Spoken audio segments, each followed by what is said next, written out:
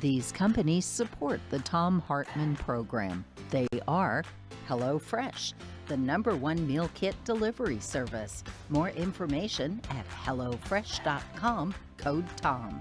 CB Distillery for sleeping and pain relief. More info at cbdistillery.com, code TOM. Dinovite, only the best all-natural pet supplements. More info at dinovite.com. Annie's Kit Clubs, creativity delivered right to your door. More info at annieskitclubs.com/Tom. Wild Alaskan Company, delicious, sustainably sourced seafood delivered right to your door. More information at wildalaskancompany.com/Tom. And Mack Weldon, reinventing men's basics. More info at mackweldon.com/Tom.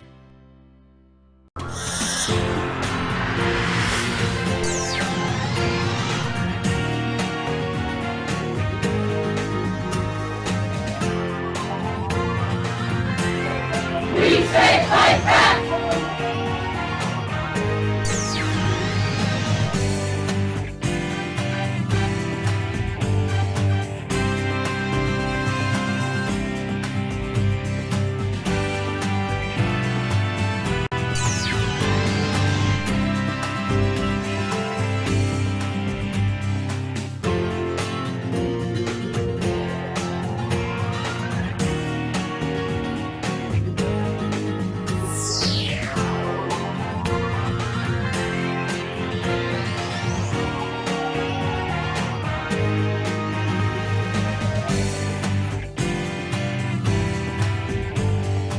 Our book today in the Thom Hartmann Book Club is The Case Against George W. Bush by Stephen C. Markoff, with a foreword by Richard Clark.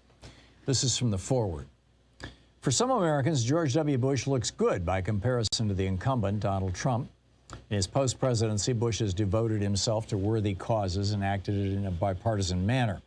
The 43rd president should, however, be judged not by comparison to America's worst president, nor by what Bush may have done after leaving office. He should be evaluated for his actions in office, his nonfeasance, misfeasance, and malfeasance. This volume from Stephen Markoff provides the evidence for such an evaluation. You can judge for yourself. For me, there is little doubt. I, unfortunately, witnessed Bush and his administration make many of their most cataclysmic decisions. I was in the room when some of them occurred. When in December 2000, the Supreme Court of the United States decided on a 5-4 vote that George W. Bush would become the 43rd president, I was the Special Assistant to the President for National Security and National Coordinator for Security and Counterterrorism for President William J. Clinton. I anticipated leaving the White House on January 20th, 2001, when the Clinton presidency ended. However, I was asked by the incoming administration to stay on for an unspecified period because, as it was explained to me, there was no one on Bush's incoming team who knew much about terrorism or who wanted my job. Departing Clinton administration officials stressed to the newly arriving Bush team and to Bush himself the importance and urgency of dealing with the al-Qaeda terrorist threat. Indeed, the Clinton administration had developed an extensive series of further steps to combat al-Qaeda that it would have taken had it continued in office, or indeed had Vice President Al Gore assumed office in 2001. Within days of Bush's inauguration, I asked for an urgent meeting at the cabinet level to review both the threat and the plan to ratchet up the measures against al-Qaeda. No such meeting occurred until a week before 9/11, and that meeting was inconclusive. From January 2001 through the second week in September, Bush personally received frequent intelligence warnings that al-Qaeda posed an imminent threat. He convened no meetings to address the issue. His inner circle of national security advisors did nothing, despite frequent urgings by the CIA director and the national coordinator, including such vivid imagery as our asking in writing that they consider a near future in which there would be hundreds of dead bodies in the streets of America. Instead, they focused on Iraq and the regime of Saddam Hussein. Bush's nonfeasance cost American lives. Following the deaths of over 3,000 innocent civilians on 9/11, the Bush administration attempted to tie the al-Qaeda attack to Iraq, which had nothing to do with it. Despite CIA and FBI analyses that reiterated Iraq's non-involvement, the Bush administration almost immediately followed the 9/11 attack by beginning to make plans to invade Iraq. Senior Bush officials spoke privately of the need to demonstrate our strength in the wake of the 9/11 attack, show our might by destroying the largest army in the Middle East, and thereby also prove our willingness to take U.S. military casualties to achieve our ends. Prior to 9/11, foreign terrorists who had attacked Americans had been successfully sought out throughout the world and arrested by U.S. law enforcement authorities, assisted by the intelligence community. Many terrorists had been returned to U.S. territory, given their Miranda rights, provided with counsel, tried in our civilian criminal courts, convicted, sentenced, and incarcerated in maximum security prison cells. One, tried by the Commonwealth of Virginia, was executed. Despite this record, the Bush administration abandoned criminal process and established its own extrajudicial system for dealing with terrorists post 9/11. That new system used techniques that any objective observer would judge were torture. Perhaps the most well-known torture technique was the procedure known as waterboarding. The United States government had tried World War II Japanese military personnel for using the exact same technique. They were found guilty, and some were executed by hanging. The United States Senate's Committee on Intelligence conducted the most extensive oversight and investigation and examination in its history on the issue of torture during the Bush administration. That voluminous study concluded that torture was employed and that it had not, despite administration claims to the contrary, uniquely revealed information that had prevented terrorist attacks. To the contrary, it showed that tortured prisoners, unable to satisfy their interrogators with information that the terrorists did not know, instead guessed at what kind of story would stop the torture and then fabricated information of the kind they thought their prosecutors wanted to hear. Bush was not only aware of the torture, he approved it. His role in giving authorization for such acts can rightly be considered criminal malfeasance, as should his orders to invade Iraq. Among the many justifications the Bush administration considered for their invasion and occupation of Iraq, they chose finally to make the alleged weapons of mass destruction existence their chief complaint. The book, The Case Against George W. Bush by Stephen C. Markoff.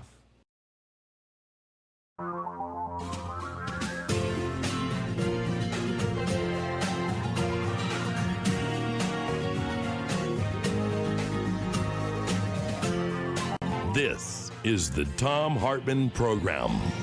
It's time for our freedom passports. Indeed, what red-blooded Nazi armband-wearing, Confederate-flag-waving, Capitol-invading, gun-toting, Trump-humping American patriot could possibly refuse?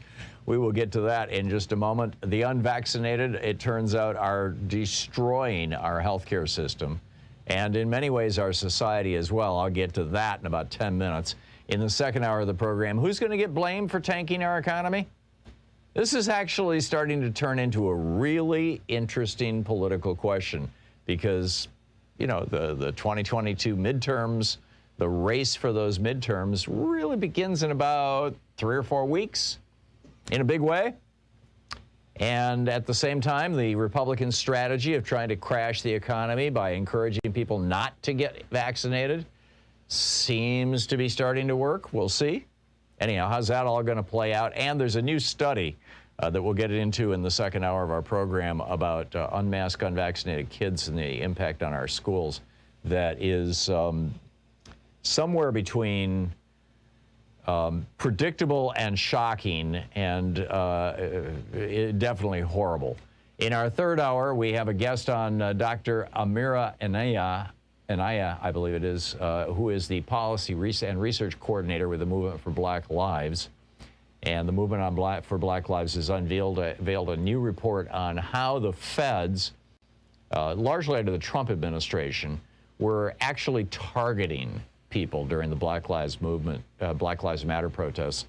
We'll get into that in our third hour. And the most bizarre, crazy alert, Fox News women, Kamala Harris. It's getting weird.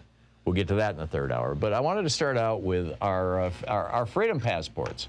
You know, it's time to have freedom passports. I mean, you know, the Pfizer vaccine is now fully approved. Those of us who did the right thing and got vaccinated are sick and tired of living half a life because of the COVIDiots out there who refuse to get vaccinated. In my opinion, it's time to let them stand on the outside of society looking in rather than the rest of us. You know, no shoes, no shirt, no passport, no service. California and New York have created their own certificates of vaccination that could be used as passports. Clear, the company that speeds you through airports based on biometrics like your fingerprint, they're offering a COVID passport. I have one with them, in fact. They're offering a free version if you're not a subscriber to Clear. But the most interesting part of this is that the Centers for Disease Control, the CDC, has this program called vSafe. Just plug it into a search engine, V-SAFE, vSafe. And it is everything except the app. You plug in your personal information, a little bit of your personal, you know, enough that they can tie you to the database in your state, because our states do actually keep track of who's vaccinated and who isn't, or at least who's vaccinated. And it pulls that data in and puts it in the app and creates a little picture. I've got the picture on my phone of your basically vaccine passport. This is the Centers for Disease Control. You know, vaccine passports are not new things. Back in 1979, I got the first one, you know, my first real vaccine passport. It was a yellow card, and it listed, and I had to go to a special doctor because I was traveling in parts of the world where there's diseases that we don't have here. You know, dengue fever and stuff like that. And I had to be a yellow fever, cholera. I had to be vaccinated against this stuff. And the special, you know, tropical disease doctor who specializes in, you know, setting people up, getting people ready to travel overseas. After I got these vaccines, which one of them just like turned my arm black and made me feel like sick as a dog for a couple of days. But, you know, hey, it's, you know, the diseases in some of these parts of the world are just absolutely worse than the vaccine. And for, geez, the better part of 20 years, right up until the late 80s, I carried that yellow passport, the vaccine passport, inside my regular passport. I didn't have to just show it to get out of the country. I had to show it to get back into the country. So, you know, this is nothing new. We've been doing this in our schools for 40 years. You want to go to school? Show your vaccine status. You know, if you really want to own the cons, we should, you know, the CDC could create a vaccine passport with a picture on it, and we could designate that as ID to vote with. How about that? Anyhow, IATA is doing this, the International Air Transport Association. They're coming up with one. IBM is coming up with one. Israel has rolled one out. Denmark has rolled one out. France has rolled one out now. The United Kingdom. I mean, people say, oh, but what about my freedom? Well, what about my freedom not to die? What about my freedom to go to a restaurant or a bar or a public venue and not worry that the person next to me is blowing 1 billion viruses a minute at me? I mean, freedom is such a misused word. Shouldn't we have the freedom to remain free of illness? That's why I think we should call these things freedom passports. I mean, it's really bizarre when you think, you know, legislators in Texas and Arkansas have come right out and said that a woman who wants to get an abortion or gets an abortion should face the death penalty or at least life in prison, you know, because of death. And yet they want people to be able to blow a deadly disease in your face because they've joined the anti-mask, anti-vax Trump cult. I mean, maybe we should call them right-to-life passports. What do you think? But anyway, the main international objection to passports is that it's going to widen the divide between the haves and the have-nots. In this case, you know, there's about 1 billion people on planet Earth who have no ID whatsoever. Well, a vaccine passport could be their entree into the world of having some sort of identification. You know, we did this back in the 80s with smoking in restaurants. I'd rather eat without having you blow your poisonous smoke in my face. Why can't we say I'd rather eat and not have you blow your poisonous viruses in my face? I mean, the NFL has weighed in on this. You get private businesses. I just don't get the opposition to this, right? Like Ron DeSantis, he's who appears to be hiding some of the deaths down in Florida.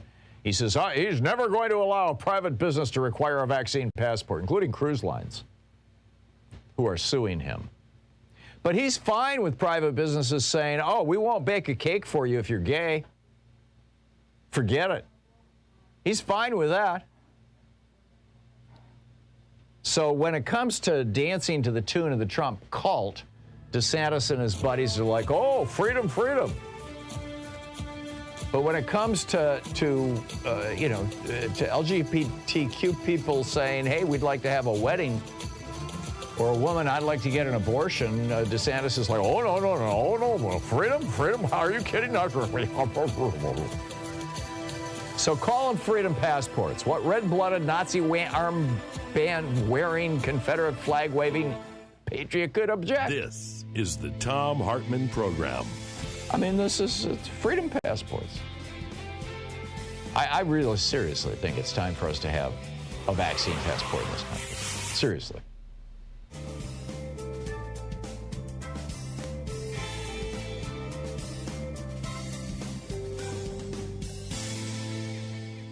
And welcome back. Jessica in Chicago. Hey, Jessica, thanks for watching us on Free Speech TV. What's on your mind today? Hi, Tom. I love how you said right to life passports. Yeah. I love the fact that in Florida, I'm so proud of the parents there who have taken out a class action lawsuit against Governor death sentence for endangering their children in school. And I had mentioned if people start suing, they'll change them.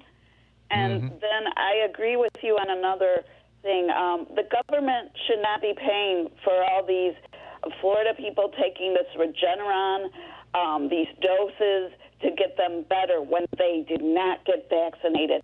And a very wise person said to me, the Regeneron should only be given to those in the hospital who are vaccinated, not to the unvaccinated. That the government shouldn't even be paying for. That is ridiculous. And you're right. We will go into debt. And then Biden will be blamed for this. And it's all because of these people who think they can just use the system. And of course, DeSantis makes money on that, too. It's ridiculous. So I'm going to call my senators. I'm going to call Nancy Pelosi, too. That's crazy. Yeah, it does seem that way, Jessica. And it's costing society a fortune. I mean, you know, all these unvaccinated people showing up in ER rooms when many of them also don't have insurance or they're on Medicaid or on Medicare, although this is increasingly striking young working class, working age people, low-income working age people. And the cost of Florida for Ron DeSantis, political grandstanding just because he wants to be the Republican nominee for president has to be huge. Yeah, it should only go to those who are vaccinated. I'm going to put that word in. Yeah, well, that does open a can of worms. On the one hand, you've got the precedent of if you're in line for a liver transplant and you have a drink within 6 months of the transplant, you lose your place in line. And, because they can check your body and see when the last time you had a drink was. On the other hand, do you really want to start this process of saying that we're not going to give lung cancer treatment to smokers, we're not going to give diabetes treatment to people who are overweight, with type 2 diabetes? I think we kind of had that debate about the ethics of all this and decided that those are not decisions that physicians should be making. A lot of physicians are so fed up. They want to go on strike. They're worn out. And I just think if they have the resource to get Regeneron, they think they cannot get vaccinated. Yeah. something has to change. Yeah, I agree. And DeSantis is setting up these Regeneron treatment centers all around Florida. To the best of my knowledge, they're not also offering vaccines. No, I doubt it. Which is weird. Because all the Republicans are making money off of Regeneron. It's so insane. Yeah, maybe. I mean, I got a note this morning from somebody at Citadel, the hedge fund that is, one of the major investors in Regeneron, saying, this is one of our smallest investments. This is not something that we're pushing.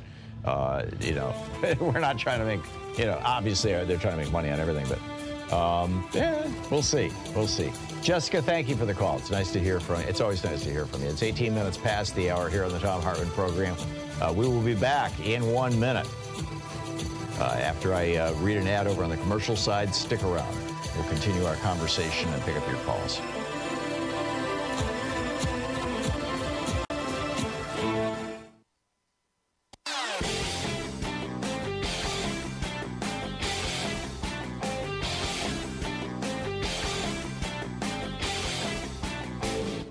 Hey, thanks so much for sharing our program and for reaching out to our stations and sponsors and letting them know that you're listening. It really means a lot to us.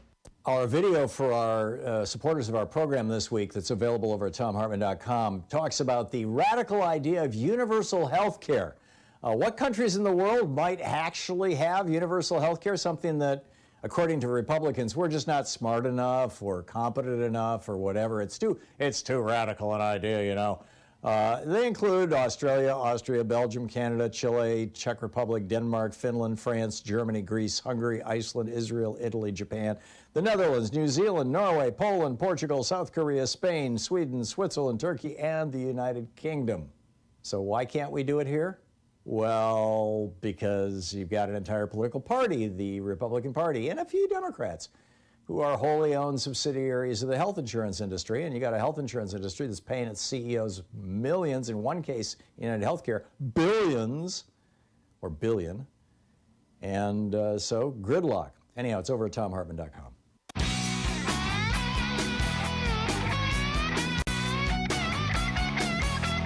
And welcome back. Thom Hartmann here with you. And the unvaccinated destroying America. I mean, they're costing us a damn fortune. If I was a Republican, I'd be screaming about the budget deficits that red states are incurring as a consequence of uninsured people getting COVID and getting sick enough that that they're showing up in the ERs, which raises an interesting question.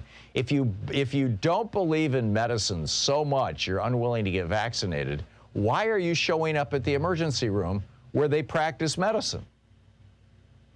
Why not, if you think you might die from COVID, why not, go onto Facebook and log into one of the Facebook groups that told you not to get vaccinated and ask them for advice? That's where you got your initial advice, right? Joan McCarter wrote a great piece over at the Daily Kos. It's titled, "The Unvaccinated Are Breaking Everything, the Bank, the Healthcare System, the Bonds of Society." She's quoting a respiratory therapist at St. Luke's Hospital in Boise, Nancy Roberts. She said, "It's rough. You leave here having worked a very hard shift and trying to take care of people, and not everybody makes it. So it absolutely does wear you down." And Roberts goes on to point out that it's bad in Ohio, but as Joe McCarter notes, magnify that several thousand times in Florida or in Texas. And you can, or at Mississippi, where Governor Tate Reeves is like, "Oh, no big deal." And you can get, why some of these doctors, I mean, there was a mini strike by doctors down in Florida yesterday. A radiation oncologist in Tampa, a doctor by the name of Pariani, he says the unvaccinated are killing people in ways they probably never imagined. He tells the story. He says, "I got a call from a hospital that doesn't have a cancer program." These are relatively routine calls. You've got a cancer patient who's gone acute. They have a crisis. You need to get them to a hospital that's got a cancer ward, right? So he gets this call. And he says the doctor at the outlying hospital had a patient with metastatic brain cancer. She was unable to walk, and without urgent radiation treatment, there was no hope for any meaningful recovery. And then he goes on to say, "We had no beds available." We had paused elective surgeries the previous week because we're trying to control the influx of COVID patients. Our emergency department has a 12-hour delay, had a 12-hour delay wait that day. I had no choice. For the first time in my career, I had to say no. Mississippi is now using paramedics as docs to take care of patients in emergency rooms. Tennessee has deployed the National Guard. They're letting healthcare workers provide care that they're not licensed to give. Here in Oregon, Kate Brown has appealed to FEMA. She's asking them to build a field hospital. We've got the red counties in this state are just wiped out. And they're sending all their surplus patients here into Multnomah County, into the Portland area, because our hospitals are not yet full. We're only at 93% capacity. But our governor, Kate Brown, came right out and said, there may not be a staffed bed for you if you have a medical emergency. In other words, because of the COVIDiots, because of these people who are refusing to get vaccinated, if you have a heart attack, you may well die without seeing a doctor. If you have a stroke, you may end up paralyzed for the rest of your life without seeing a doctor. If you get in a car accident and you have broken bones or you're starting to bleed out, you may die or end up with a life-changing injury without being able to see a doctor, in a timely fashion that could save your life. This is just amazing. Tiffany Murdoch, a hospital administrator for the Singing River Health System in coastal Mississippi, quote, the hospitalizations and deaths are from the Delta variant, and they're absolutely overwhelming from vaccine refusers. We've had that's a quote from Joan McCarter. Now is Tiffany. Quote, we've had 44-year-olds, 45, 35-year-olds that have died. I've been a nurse for 15 years, and I've never seen anything like it. She talked about a husband and wife who were in their 40s, both unvaccinated. They both just died. She said, we've had 5 people die, like room after room after room, just on Friday. This is a quote from last week. And what's this costing us? Well, according to the Kaiser Family Fund, they did an analysis, and they said that just the last 2 months have cost America $2 billion just caring for unvaccinated people. For the Trump holes, the COVIDiots, the whatever you want to call them. The Centers for Disease Control and Prevention estimates that 37,000 preventable hospitalizations have occurred because people are not vaccinated for COVID. And that was just in June. There's 76,000 in July, and here we are in August. They haven't compiled the statistics for this month yet. Those will come out in the next week. But last month, it went from 37,000 in June, unnecessary hospitalizations because people aren't vaccinated, from 37,000 in June to 76,000 in July. I'm guessing it's going to be 150,000, 200,000 this year. And somebody has to pay for that. Dora Rubenstein-Rice, an expert on vaccine policy at UC Hastings College of Law, says people who don't vaccinate are imposing costs on the community that they're not paying for. She says, it's like companies that pollute and don't cover the costs. Should we be charging unvaccinated people more? Well, the tragedy is, particularly in states like Florida and Mississippi and Texas that have not expanded Medicaid, is that not only are many of these folks, these Fox News watchers and these Trump humpers, not only are they unvaccinated, they're also uninsured. And they don't even have access to Medicaid because their Republican governors refuse to expand Medicaid in their states. And so who's paying the bill? You and me. These are the states that for every dollar they send to Washington, D.C., they get back $2 or $2.50 or $3 back. Now they're going to be getting $4 and $5 back because we're paying for their ER costs. Enough. It's time for freedom passports or right-to-life passports or whatever the hell you want to call them. It's time for Americans who the vast majority of us who took the rational steps to stand up and say, enough. You're listening to the Thom Hartmann Program. Call 202-808-9925. What say you? I'll pick up your calls after the break.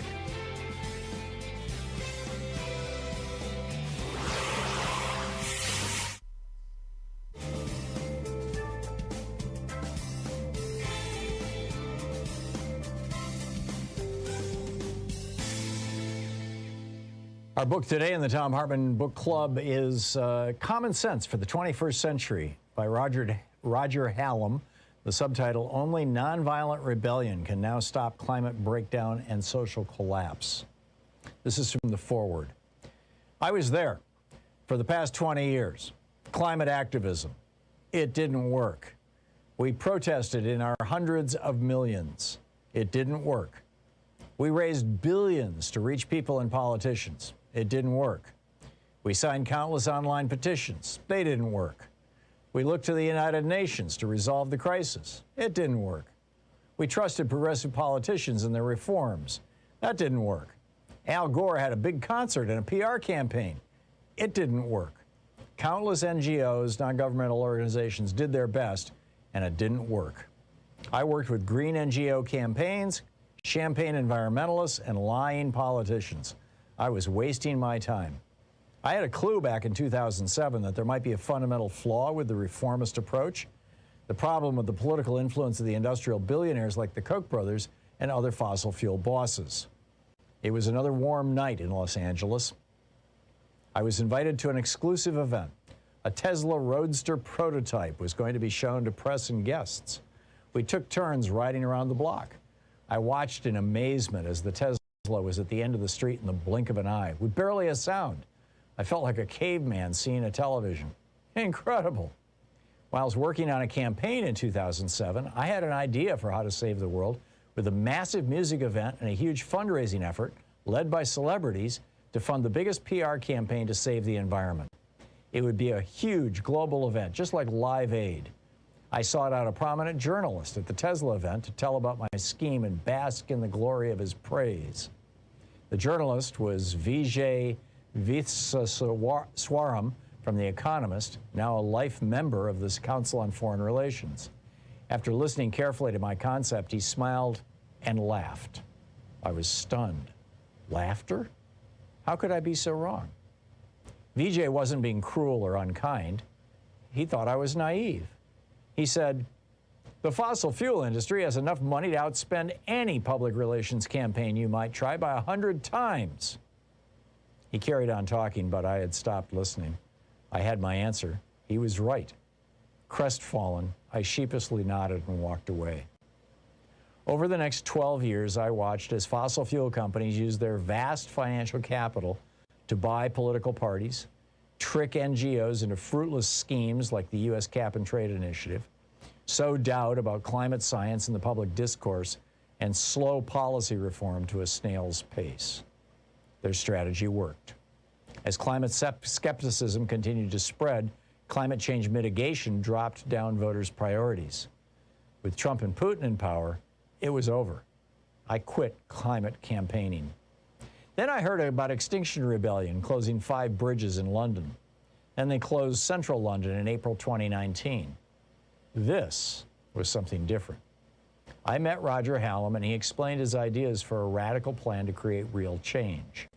This included, first, tell the truth. Climate skepticism was pushed by the mainstream media, which spread doubt on climate science like a plague, leaving inaction in its wake. The scale of the crisis is being played down, and we must get the truth out. Second, nonviolent civil disobedience. We need to get arrested, tens of thousands of us, more. No more protests, no more petitions.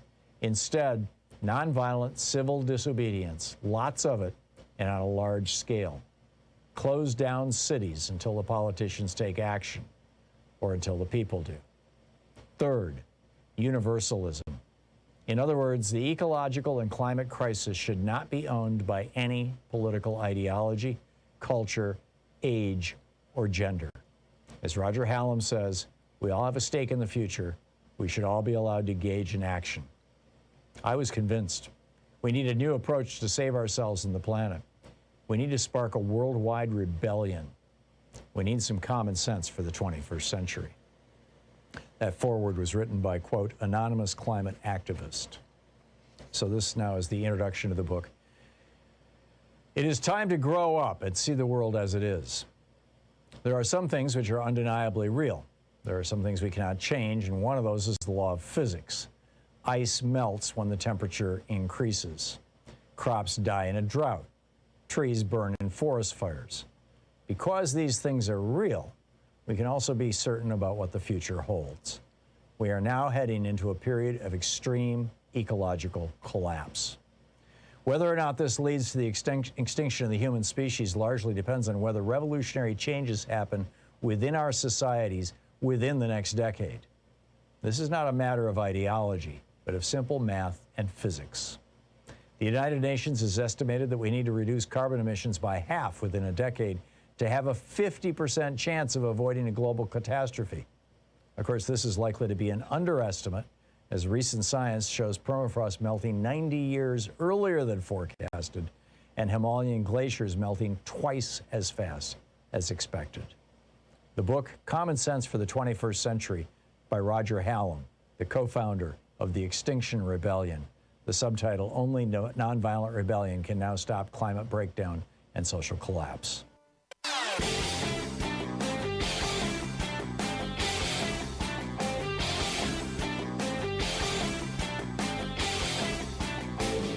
Missed my opening rant today? It's usually published over at HartmannReport.com, where you can read it and share it with your friends for free. Check it out, HartmannReport.com. So for our Thom Hartmann Insider videotape that is over, or videotape, YouTube, whatever you want to call it, private video that's available over at ThomHartmann.com, I'm talking this week about Donald Trump just completely giving in to Erdogan of Turkey. And welcome back. So we've been having some of the weirdest experiences out here. Louise trying to find a contractor and saying, you are vaccinated, right? And people going off at her on the phone. And so, I mean, it's a very, very strange time. Michelle in Kansas City, Missouri. Hey, Michelle, you have an update on a restaurant? Yes, my husband's the active chef at the Ship, and they were the first and I think the only restaurant in town to say you have to show proof of vaccination to come inside. Uh-huh. And how's it going? They've been business is great. They did make a concession, and they got a special use permit to put, benches on the sidewalk so people could eat out there. A man wanted to come in last week, and he had no proof of vaccination. So they said, well, you can sit out here on the picnic bench. And he threw a fit, left, and then he went and called the health department and turned them in for health code violations of, throwing, apparently he said they were throwing food and drinks on the sidewalk. Well, stupid, no, that's not happening. But luckily, my husband runs a 98% health, clear kitchen. Right. And the health department person was like, I thought it sounded kind of specious, but the complaint. But 20 people work at this restaurant. Right. And this person, because they didn't want to sit outside, I'm sorry, if you don't want to sit outside in August in Kansas City, go to another restaurant. They could have lost, if they had to shut down, 20 people could have lost their jobs, not to mention the owners losing their income. These people are just mean-spirited and arrogant, and I was beside myself. And selfish. Yes, I mean, it's just... And the owners went out of their way to get a special use permit to put picnic tables on the sidewalk so people who didn't want to come inside could, and this person just couldn't accept it. Just didn't. Yeah. That's my rant for the day, Tom. Okay, well, thank you, Michelle, and thanks for keeping us up to date. And tell your husband thumbs up from us. And if we were in Kansas City, we'd be there having dinner. Thank you. And it's called the Ship, and it looks like a ship inside. It's called the Ship in Kansas City. Thank you, Michelle. Thank you very much. Thank you, Tom. Good talking to you. Larry in Los Angeles. Hey, Larry, what's on your mind? Hi, you had asked the question, who will take the blame for a crash in the economy? And of course, yes, the Republicans are trying to use COVID, but I'm looking at what the mainstream media, or as sometimes is called the liberal bias media, what they're doing regarding their coverage of Afghanistan, where they are trying to blame Biden almost exclusively, or they'll even go back and try to blame George W. Bush. Yeah. And they skip Donald Trump, the man who negotiated the surrender of Afghanistan to the Taliban after he released their leader. That's right. And 5,000 of their top fighters. And he gave them 5,000 fighters to go along with it. And then predicted that they would fall in 2 days. Yep. And this is treason, if I've never heard treason about a good definition of treason, this would be it. He should go under. The court should get him for that. Yeah, and because this is a time of war, and treason largely applies to during times of war. Yeah, absolutely. He helped the enemy tremendously to the point where he's running around laughing about it. He's even admitting this when he goes on these tours that he's going on, talking about he fixed it so no one is going to go back into Afghanistan. He fixed it so they can't reverse what he did. Yep. He made the enemy bragged so about strong. it. And bragged about it at one of his rallies just a couple of weeks ago. Yeah.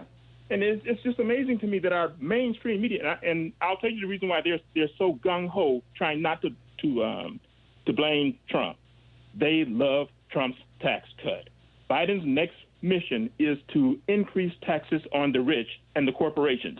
They don't want that to happen. So they're trying to destroy Biden as much as they can so that when he comes in to give us this tax increase on the rich, some of the Democrats who have weak constitutions, some of them are going to start ganging up with the Taliban Republicans. It's already happened, Larry. We've got there are 9 Democrats now who are sponsored by No Labels, which is this phony front group that a bunch of Wall Street guys funded some time ago. They have this thing called the Problem Solvers Caucus. One of them represents Portland, or parts of the southern part of Portland. Kurt Schrader in the U.S. House of Representatives. He's a Democrat, and he's one of these 9 people who've come out and said that they're not going to vote for the $3.5 trillion bill because it's too much money. When really what they're saying is exactly what you're saying, Larry. It's going to raise the taxes on the rich people who are paying our bills. And we have never had a recession after a tax increase. And anybody can go in and look in the history of that. That's correct. And the other thing is they're calling this the Biden troop withdrawal. And I looked and looked and looked. Biden hasn't removed one trooper from Afghanistan. Trump did, from 13,000 to 2,500, and he gave the Taliban 5,000, understand? So he doubled the amount of people that the Taliban had to fight us, and he knocked us down to 2,500, and right. it stayed at 2,500 until Biden started bringing more people in, because the 2,500 wasn't even going to be able to protect one venue in Afghanistan. So Biden took them all and put them into the one part where he said, I need this one. So he got the airport. But there was no way 2,500 people scattered around Afghanistan was going to be able to hold any of those other venues. And so everything that Biden has done, it seems like he's done the right thing given what Trump left him. I agree. Trump is a traitor. I agree. Larry, thank you for the call. Nettie in Melbourne, Florida. Hey, Nettie, what's going on down there? Hi, I just wanted to say, have a comment. DeSantis is using the Regeneron like they accuse women of using abortions for birth control. After the fact. Right. And then I just now heard you say about 9 Democrats. It's 10. Stephanie Murphy from Florida just joined in. Oh, really? Oh, so they're shoveling some money her way too, huh? Right, probably. Yeah. All right, thank you. All right, thank you. That's, unfortunate, but I get it. Alfredo in Mountain View. Hey, Alfredo, what's on your mind today? Hey, hi, Tom. Thank you for taking my call. Sure. People who throw out these rights, they have the right not to get vaccinated. They need to be told this is not a rights issue. This is a public health issue. This is a pandemic. And another thing is the echo chambers like Fox News. I think the Department of Justice should sue these people. They are not doctors. They are not scientists. They are not qualified to give any health advice to anyone, and yet they're doing that, and they're killing people. They should be held liable for that. Yeah, you're absolutely right. And in 1905, there was a Supreme Court decision called Jacobson v. Massachusetts, and it was about a guy named Jacobson who refused to get vaccinated for smallpox, said, he was an anti-vaxxer, and Justice John Marshall Harlan wrote the majority opinion. And he said, and I'm quoting from this 1905 Supreme Court decision, which is still the law of the land, quote, "The Constitution does not import an absolute right in each person to be, at all times and in all circumstances, wholly freed from restraint. Instead, a community has the right to protect itself against an epidemic. Its members may at times, under the pressure of great dangers, be subjected to such restraint to be enforced by reasonable regulations and as the safety of the general public may demand. End of quote. Yeah, that's right. That's right. Rights are not absolute. They have restrictions and limitations by the courts. Thank you, Tom. Thank you, Alfredo. And they're typically associated with responsibilities. You know, you have the right to free speech. You have the responsibility not to use that right to yell fire in a crowded theater. Nancy in Elkhart, Indiana. Hey, Nancy, what's on your mind today? Thank you, Tom. I had, two of our counties, two of our schools in our county have already made it mandatory to have the vaccines. Mm-hmm. And once, when I was teaching middle school, they put it for the school. They're going to see how it works. Oh, for students over 12 as well. Yes, cool. Because they didn't have enough teachers, first of all, to start school with. But when I was teaching middle school one time in a self-contained classroom, this was probably about over 10 years ago, I had a student that was sent back from the high school when she was ready to go to high school. The vaccinations were not up to par, and they actually sent her back, and she was in my classroom, and it proved to the other students that what they said. They kicked her out of the high school and sent her back to middle school? She sent her back to my classroom, and I said, well, hello, Cindy, and because it was a self-contained class, it was a special class. Oh. And as soon as that happened, her mother had to come there and either get her or let her sit there with me. So I think I understand this now. So you have a class where you have the same kids in that class all day long, whereas normally kids move from class to class every hour, and thereby an unvaccinated person could spread a disease throughout the entire school. So they took this kid out and put them in your self-contained. I get it now, Nancy. I was trying to understand that. Yeah, she was heading for high school, and she had to go to high school. All the kids, when they transfer from middle school over to high school. And, like any time else in schools, like even when we went to school. Mm-hmm. Yeah. You had to have your and so, when they go to high school, they have to check all their vaccines. They have to check the vaccines. And when they didn't have it, so they said, sorry, go back to your middle school. Amazing. Yeah, I think particularly now that at least the Pfizer vaccine has been fully approved by the Food and Drug Administration, and probably it's going to be 6 to 8 weeks before we get approval for kids over 5. But I think we're moving. I guarantee you, the parents aren't going to argue with their kids. They don't care about it. Listening to Thom Hartmann. Visit ThomHartmann.com for audio and video archives. Sorry, Nancy, a guy always steps on us. But yes, your point is well made. Thank you very much for the call. We'll be right back.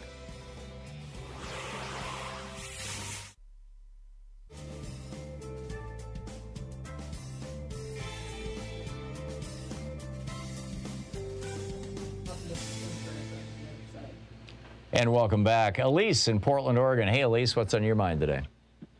Hi, Tom. I have a suggestion about unvaccinated people, that they should be offered the chance to sign a waiver saying that if they do not get vaccinated, if they get COVID and they are unvaccinated, they sign a waiver saying that they will not go to a hospital if they get COVID. Yeah.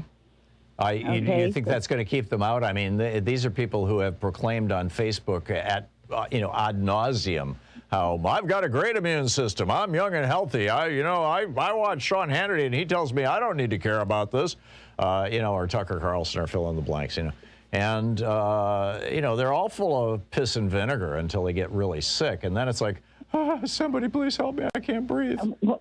Yeah, right. So if they want to take the chance, if they think they're so, immune indestructible, yeah, right. Then they can sign a waiver saying, I will not go to the hospital if I get COVID. Should we have people who buy cigarettes sign a similar waiver saying that they will not go to the hospital if they get lung cancer?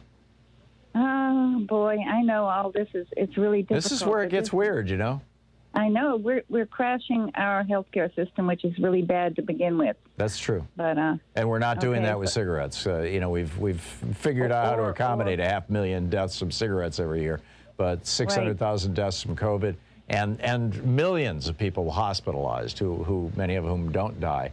Now that they're using these steroid treatments, Regeneron and things like that. Well, how long are the healthcare workers going to last here?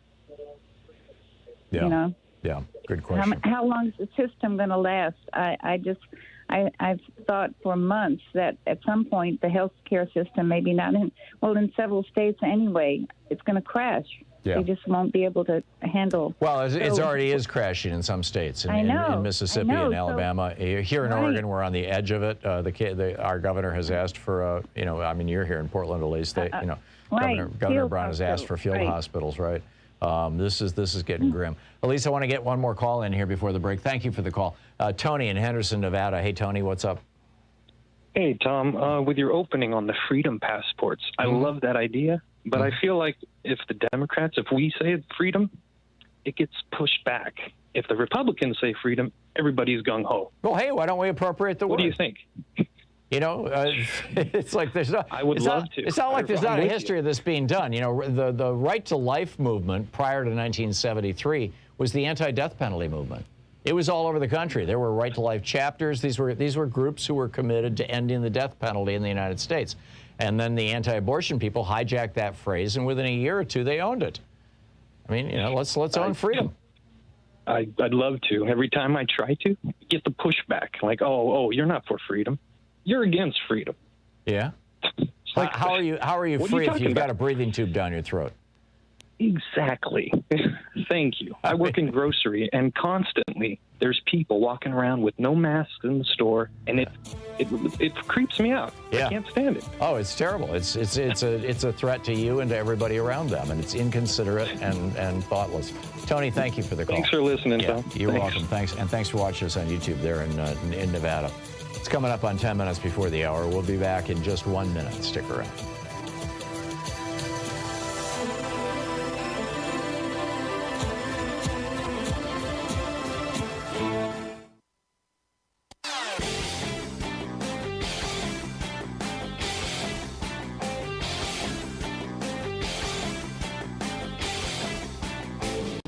Our 1 hour free podcast recaps our show, and it's available wherever fine podcasts are found. And we have the full 3 hour podcast available over at thomhartmann.com if you want to really support our program. So people wonder, why militias all of a sudden? How is it that all kinds of Americans are showing up with assault weapons in the Capitol building, trying to assassinate the Vice President of the United States and the Speaker of the House of Representatives, and stop the counting of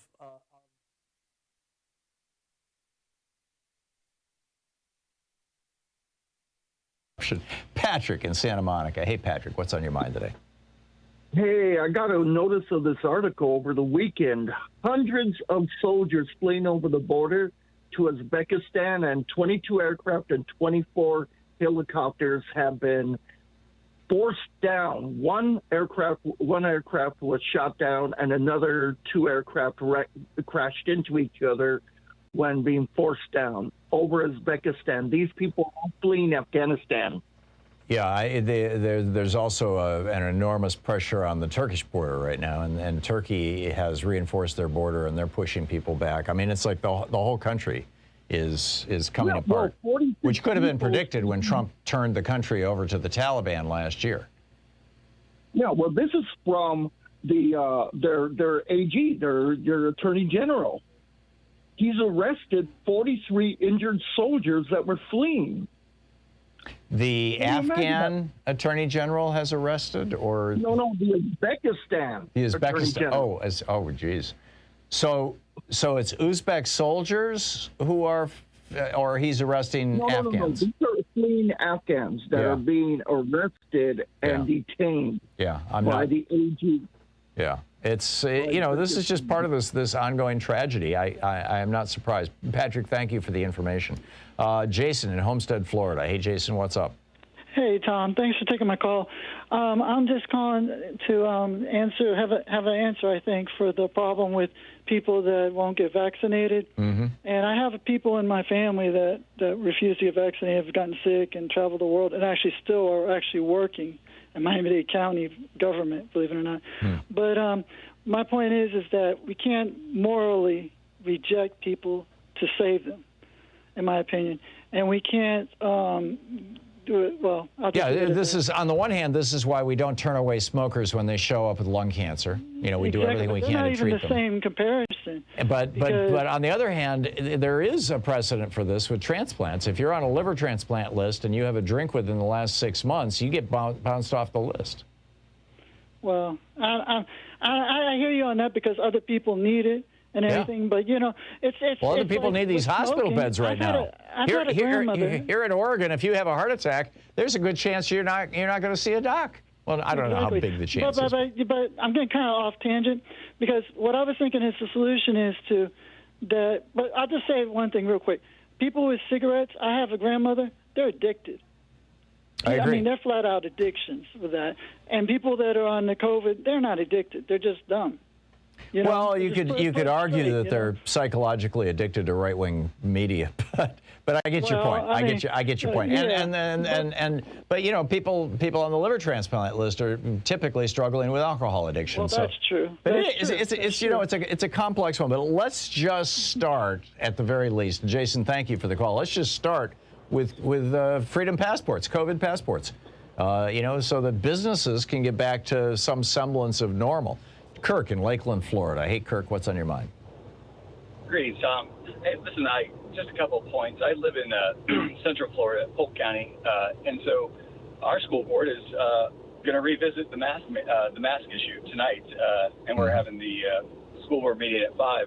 So I'm really happy about that, and the reason I said it is because we're a really heavily red district, and so it had to have been addressed enough for them to have to bring up another emergency meeting to address it. So there must be enough concerned parents. So I'm very hopeful on that side. The other thing I wanted to just talk about was, like, when it comes to Ron DeSantis and Greg Abbott, people, they used to say Obama death panels, that when they came out with Obamacare, that Obama, it was like, they were going to pick out the people who were going to die as a result of treatment. And so shouldn't this narrative kind of be spun the same way with DeSantis and Abbott, that they've essentially created death panels, that they've picked out people, and in this unfortunate case, it's included kids. Yeah. So I don't think the death panels thing works because, it's a metaphor that has a very specific meaning in people's minds. But, willing to let people die to further their political ambitions is, I think, a short enough phrase that, I obviously, it would be nice if we had a Frank Luntz word phrase, like death panels that had been focus group tested. But we've got to come up with something that's, that describes what's going on here. I have one last thing, and I'll be brief.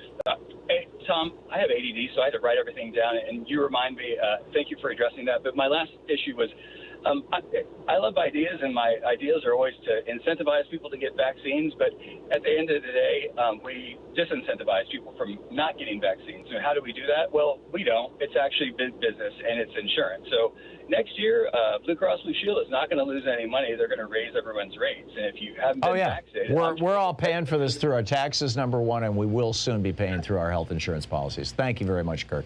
Bill in Albany, Georgia. Bill, I only have a half a minute, but you've got a report on hospitals there? Yeah, they're filled up with COVID. I have to get a biopsy on my lymph nodes because they're swollen, and I can't get an appointment right now because the beds are all taken, and all the COVID is throughout the hospital, and nobody is allowed in there for unessential, So you could be facing a serious disease, possibly even cancer, most likely an infection of some kind, and you can't even get it diagnosed because the hospital is full of COVID patients. Right, and they're keeping it on a low by the governor. They're not talking about it. There's no reports out from the governor. Governor Kemp doesn't want to address this. It's suppressed. Amazing. Bill, I wish you the very best. I hope that you can work this out. Thank you. I'm guessing that some of these minor outpatient surgery centers are starting to do double and triple duty, but they're just not set up for this kind of stuff. A center that where you might go to for skin cancer treatment or something, doing more extensive work. This is a tough one. We'll be right back. You're listening to Thom Hartmann.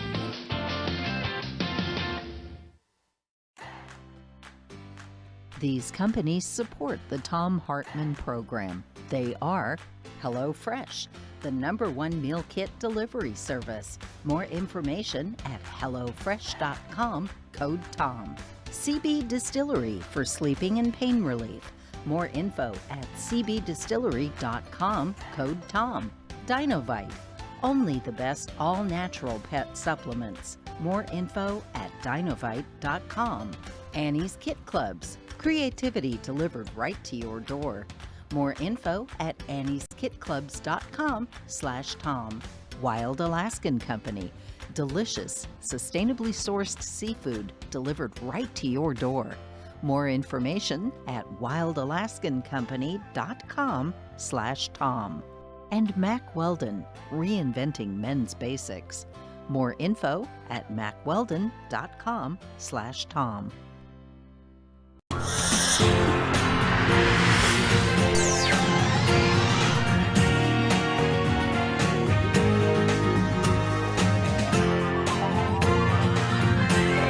We say fight back!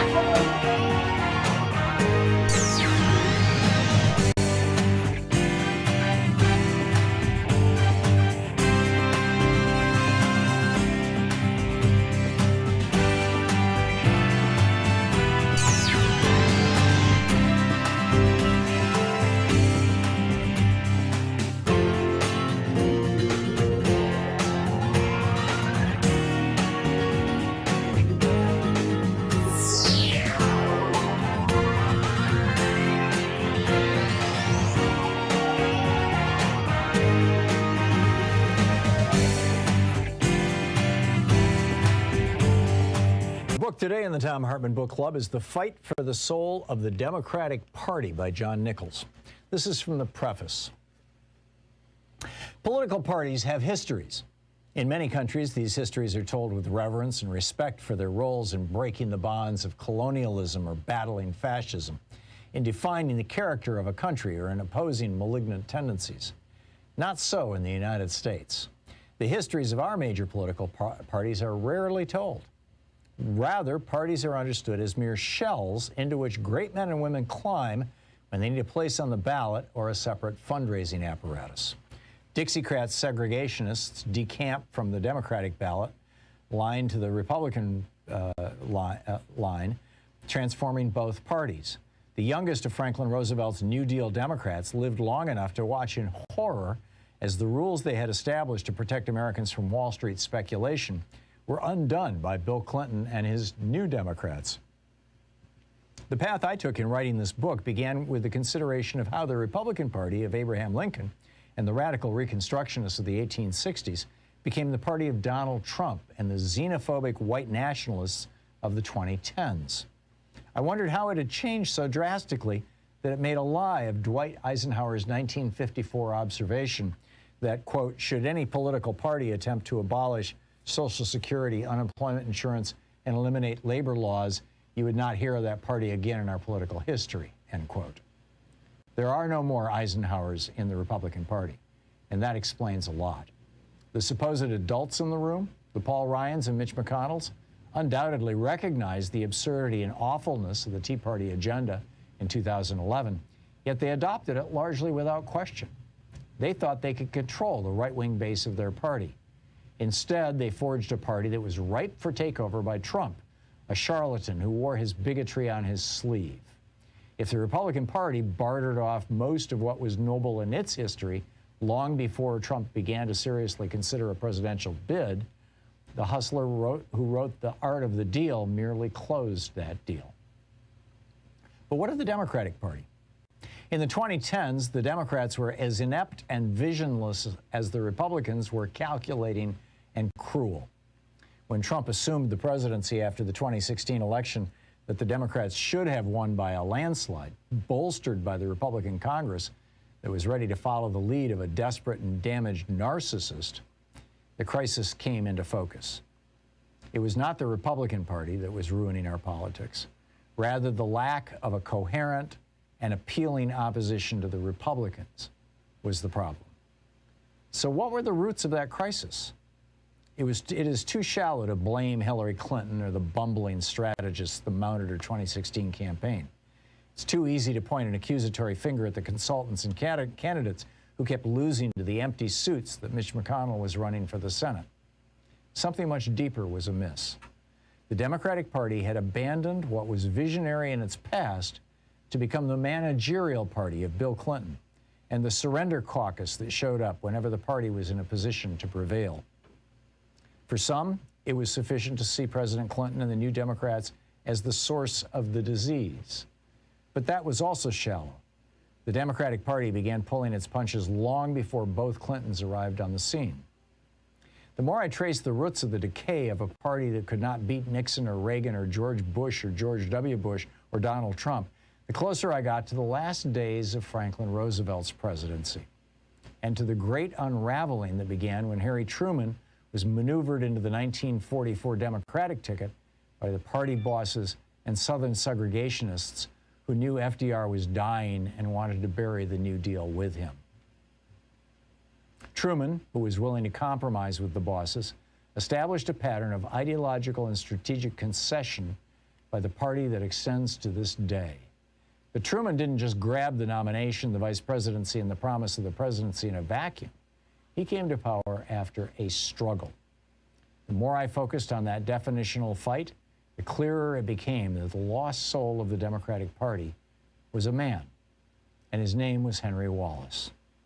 Wallace has been so thoroughly written out of our popular history that he's often confused with a politician who was his polar opposite, Alabama segregationist George Wallace. Even those who knew bits and pieces of the good Wallace's story imagine him as a tragic figure who, after a brief moment of New Deal glory, was ruined by the excesses of his idealism. We're reading from The Fight for the Soul for the Democratic Party by John Nichols. Wallace was an idealist, arguably with Eleanor Roosevelt, Wendell Willkie, and A. Philip Randolph, one of America's greatest idealists among the cadre of dreamers who remade America in the late 1930s and early 1940s. Indeed, the bare-bones biography of Henry Wallace is sufficient to identify him as one of the most striking political figures in American history. A progressive Republican editor and farmer from Iowa who supported Roosevelt in the 1932 campaign that realigned American politics, Wallace became an original member of FDR's cabinet and turned the Department of Agriculture into the roaring engine of the New Deal. He so impressed the president that in 1940, Roosevelt forced the Democratic Party to accept Wallace as his running mate in an audacious bid for a third term. John Nichols is the author of the book, The Fight for the Soul of the Democratic Party.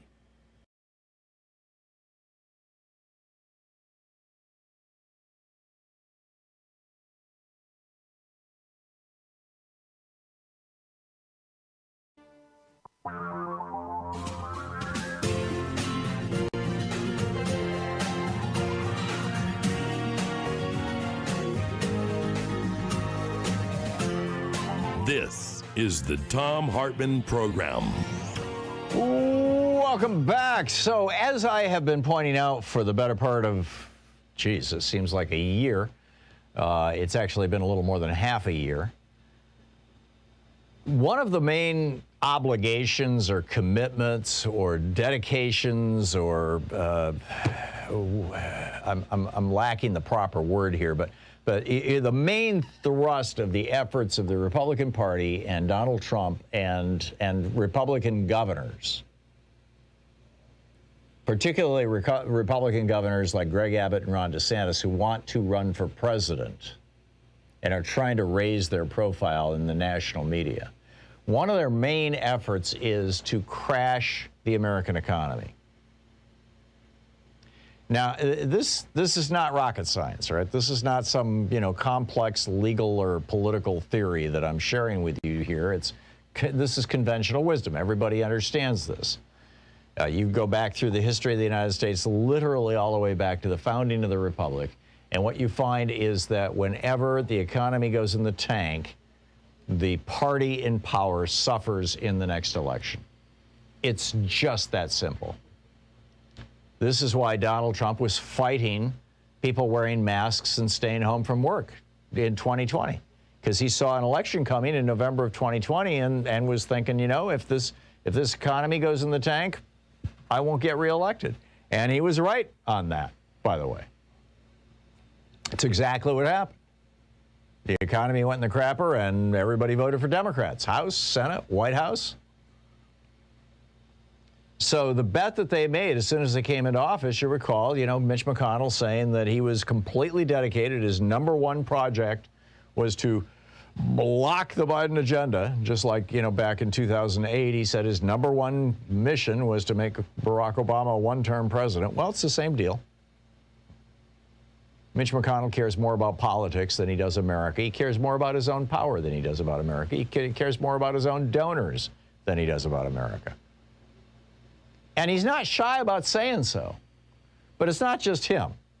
I mean, it's right across the board. And the way that these guys are trying to crash the economy is by encouraging people who listen to their media, who watch, Fox so-called News and OAN and these other right-wing networks, who listen to right-wing hate radio, who read all the thousands of different right-wing blogs and news sites and message boards and everything else on the internet, people who inhabit all of these right-wing Facebook private groups, is to have all of them discourage people from getting vaccinated and encourage people who are not vaccinated to get out there and spread the disease around.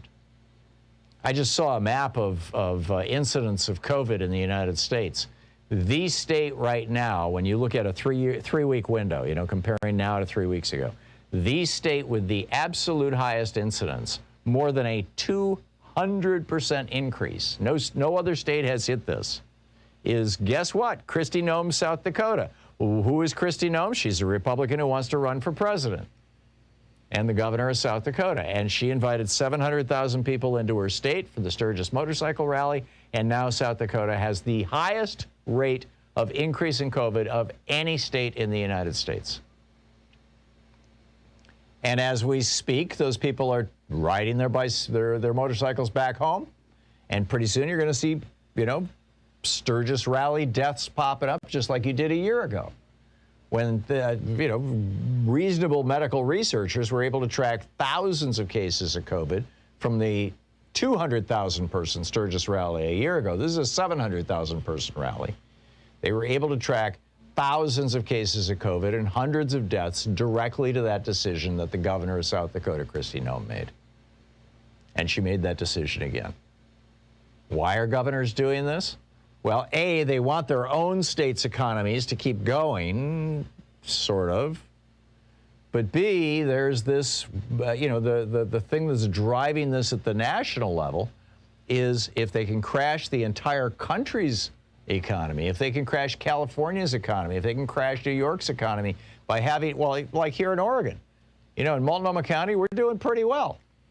This is the county that encompasses Portland. It's very blue. We have a really high vaccination rate. Our state overall is over 75%. But there's a whole bunch of red counties where COVID is not only exploding, but their hospitals are overwhelmed and overloaded, and they're sending them into the blue counties. And this is being replicated in city after city and county after county and state after state all across the United States. And now President Fauci, now President Biden's COVID czar, his advisor, Anthony Fauci, has come out and said, this is an analysis by Stephen Collinson over at CNN. It says, President Joe Biden just got some deeply unwelcome news. The pandemic that he was elected to end could drag on deep into a midterm election year with all the political and economic destruction that could bring. Dr. Anthony Fauci said that the crisis won't be under control until spring of next year. And even then, it will require most American vaccine skeptics to change their minds, which is pretty unlikely. Although a lot of them may die. I think, this is not that that's, I don't see that as a solution to anything. 1,000 people died from COVID yesterday. How many of them were Republicans and Republican supporters? Probably 900. Well, actually, probably 300 or 400.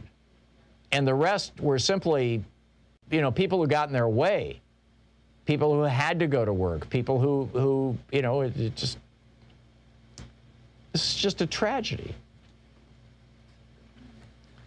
The analysis over at CNN is as if the emergency goes on that long, it will offer an opening for Republicans who are seeking to brand Biden's presidency a failure.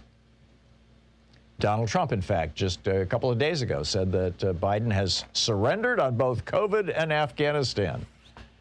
Right. It was Trump who signed the surrender agreement with Afghanistan, who released the leader who is now the president from prison, and who released 5,000 of their fighters, and who shut down 10 of our Air Force bases in Afghanistan. That was Trump. Biden has now gotten over 30,000. The last number I saw was over 60,000, which is like hard to believe. But he's got some mind-boggling number of people out of Afghanistan already. I mean, this is turning into a very successful program, rather than the unsuccessful program that Donald Trump ran. We're getting people out of Afghanistan in the middle of a pandemic, for goodness sake. And yet Republicans are still trying to do everything they can to hurt this country because they think that that will hurt the President of the United States and his party. And I'm wondering, and I honestly don't know the answer to this. At a certain level, it has to do with how malinformed or misinformed the American public are. At another level, it has to do with how effectively our news media are actually covering what's going on. But if Republicans are successful at keeping vaccination rates really low in a bunch of states and counties, and as a consequence of that, our hospitals get overwhelmed, restaurants and stores can't even staff themselves because their employees are sick. Even their vaccinated employees are coming down with something that is like, the most god-awful flu you ever had. If they can succeed, if these Republicans who are trying to sabotage President Biden and his agenda, if they can succeed in doing that, in the elections that are coming up in 15 months, more or less, who's going to get the blame? Is it going to be the Republicans? Are people going to see through this? Are people going to realize that, oh yeah, the GOP did this to us? Or is it going to be the Democrats because they're in power? I honestly don't know the answer to that question, but I'm suspecting, if history is any guide, that it's probably going to be the Democrats who are going to get blamed. Although, in 1936 in that Franklin Roosevelt was actually putting the economy back together. So, it's hard to say. This is the Thom Hartmann Program. We'll pick up your thoughts on that, too. But this is another reason why I think we need freedom passports now. Patriot passports, yes.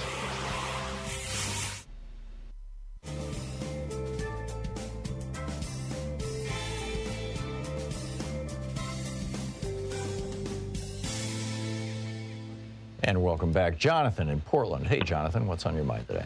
Hi, Tom. Good morning. Hey. Well, I'd like to bring your listeners' attention to a shocking study that will be coming out shortly in JAMA Pediatrics. It's in preprint now. And it's talking about a pandemic within a pandemic. It's talking about the effect it's having on children that were born during the pandemic. And it's drawing analogies between those children and the children that were born in the 1980s in Romania under Ceausescu, when he was encouraging lots of births, and there were hundreds of thousands of children put in orphanages and chained to beds and just languished. And what the study is saying is that the children that are born during this pandemic are appearing as if their IQ has dropped 22 points, which is cataclysmic. It's a study involving 672 children from Rhode Island, and it's been going on since 2011. It's been funded by the U.S. National Institutes of Health. Does this study actually mention Ceausescu, or are you tossing that in there, Jonathan? No, it actually mentions it in the body. You can read the article in the British Medical Journal. Yeah, okay. Because, those children were suffering from a lack of touch as much as they were from a lack of verbal engagement. I get it that many parents vocabularies and their interactions with their kids are not as high as they might be if other family members are interacting with the kids. We're talking about children who are under 2 years old, obviously, here. And that those developmental delays that can occur in those first 2 years, if they simply have to do with a lack of exposure to a broader vocabulary, will appear to diminish IQ and are subject to fairly easy remediation. Kids' brains are incredibly plastic.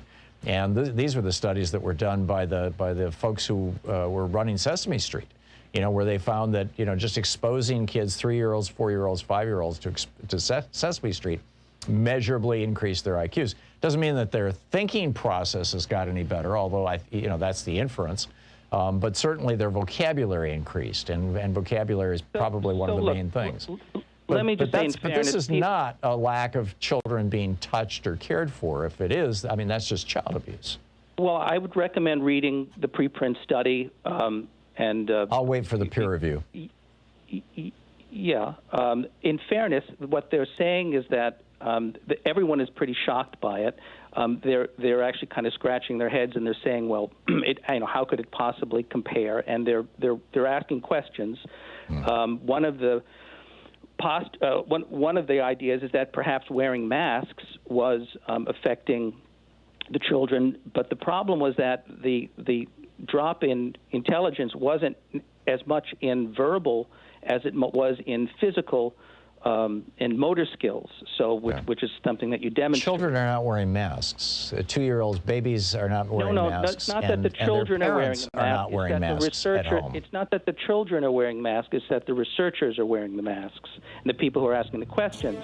So that was one of the thoughts. Oh, I see. So that could be skewing the results. Just read the study, and I think you'll find it very interesting. I'll check it out. Okay, Jonathan, thank you. I'm just, you know, there's so much preprint science, you know, like the ivermectin study. That was a preprint study.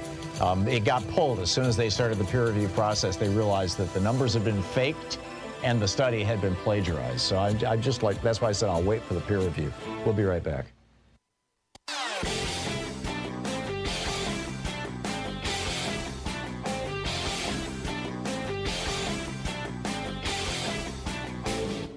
Share the Thom Hartmann Program with your friends. We're available on SiriusXM, Free Speech TV, Pacifica, commercial stations nationwide, YouTube, Twitter, Facebook, on the Thom Hartmann app, and you can even tell your smart speaker to listen to the Thom Hartmann Program. Astonishing news out of the Centers for Disease Control and Prevention that has to do with the lifespan of Americans. Since World War II, the average lifespan of American men and women have continuously increased, all the way up to 78.8 years in 2019. Continuous increase. Things were getting better, more and more people were getting health care, we were making medical technology advances, there was a rather dramatic decline in smoking between the 1990s and the 2010s. All kinds of things were working together. And then came Donald Trump's response to COVID-19. Causing America, with 4% of the world's population, to have 20% of the world's deaths. The result of that has been extraordinary. For the first time since World War II, American life expectancy has declined. It's all over in a new video for supporters of our program over at thomhartmann.com.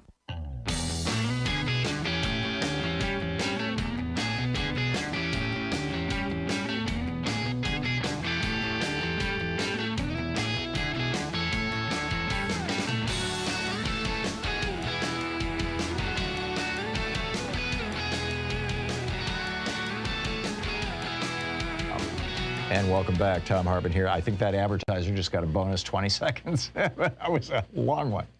Anyhow, where were we? I was talking about this news, you know, who's going to get blamed. Now, in addition to this, the unvaccinated kids, this is pretty startling stuff. This came out of Georgia Tech. And I believe the University of North Carolina. They did this study. It's from the Center for Health and Humanitarian Systems at Georgia Tech. And in their report, and this is over at civsim.hosted/wordpress.oit.ncsu.edu, I'm guessing Sue will have a link to that on our newsletter tonight.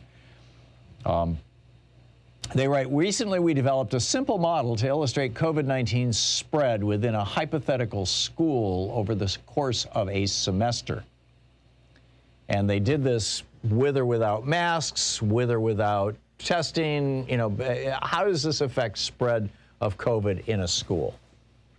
You know, they note that the Delta variant is twice as infectious as the Alpha. And the Alpha was twice as infectious as the original COVID, which is mostly what we had last year. So here's where it gets right down to it. This is where the rubber meets the road. Our modeling found that without masks or regular testing, up to 90% of susceptible students may become infected by the end of this semester. You just let that sink in. One semester, this is a classroom without masking. Masking and testing, when used in combination, can prevent 80% of these new infections.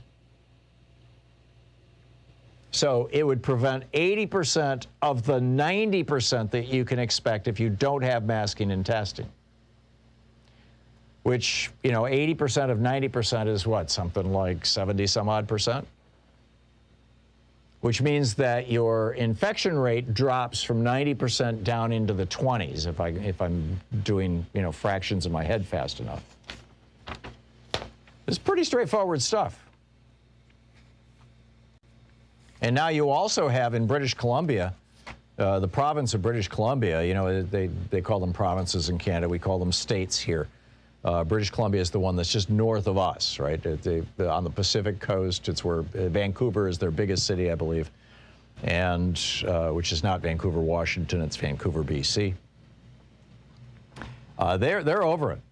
We're not screwing around anymore, they say. They just announced a new regulation requiring a government-issued vaccine certificate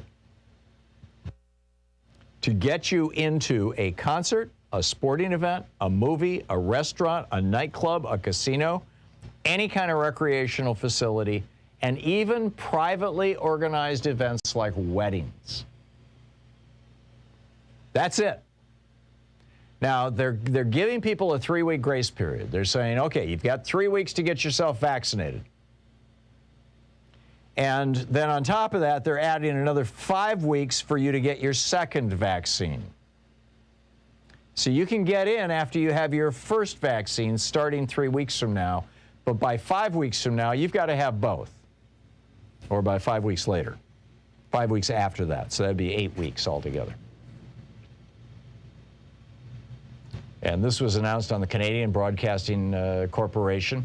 The mayor of a small Rocky Mountain town in the interior British Columbia, it's called Nelson. His name is John Dooley. He said, I actually believe that a vaccine passport will improve business opportunities because the people will feel safer going out. He said, we feel good. And then the president and CEO of a restaurant, the British Columbia Restaurant and Food Services Association. So this is like the lobbying group for all the restaurants in the province of British Columbia. The president and CEO of that group says, we feel good about it. We need to go to the next level, and we're going to be faced with more business closures.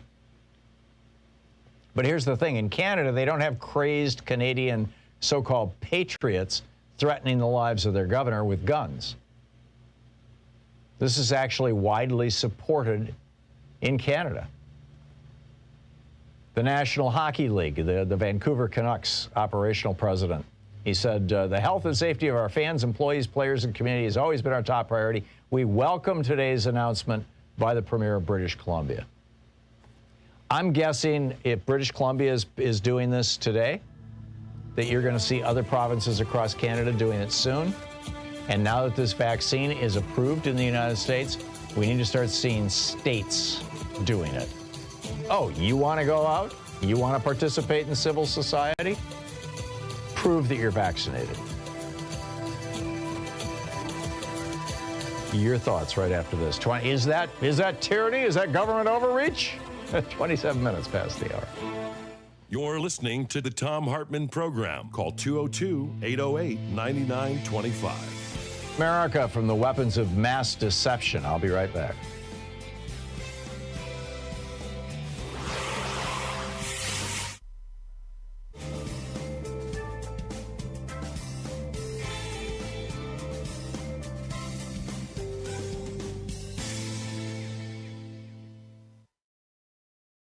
Our book today in the Thom Hartmann Book Club is the second, Race and Guns in a Fatally Unequal America by Carol Anderson. This is from the introduction. It was like a snuff film, that July 6th, 2016 live stream. Philando Castile sat in his car, buckled in, bleeding, dying. "Why did you shoot him, sir?" asked his fiancée, Diamond Reynolds, pain piercing her every word. Castile, who had been pulled over in a suburb of St. Paul, Minnesota, because his, quote, wide-set nose, end quote, supposedly resembled that of a robbery suspect, had been reaching for his ID, but in order to avoid any surprises, let the police officer know he had a gun with him, a legally permitted, right-to-carry concealed gun. That was all the cop needed to know.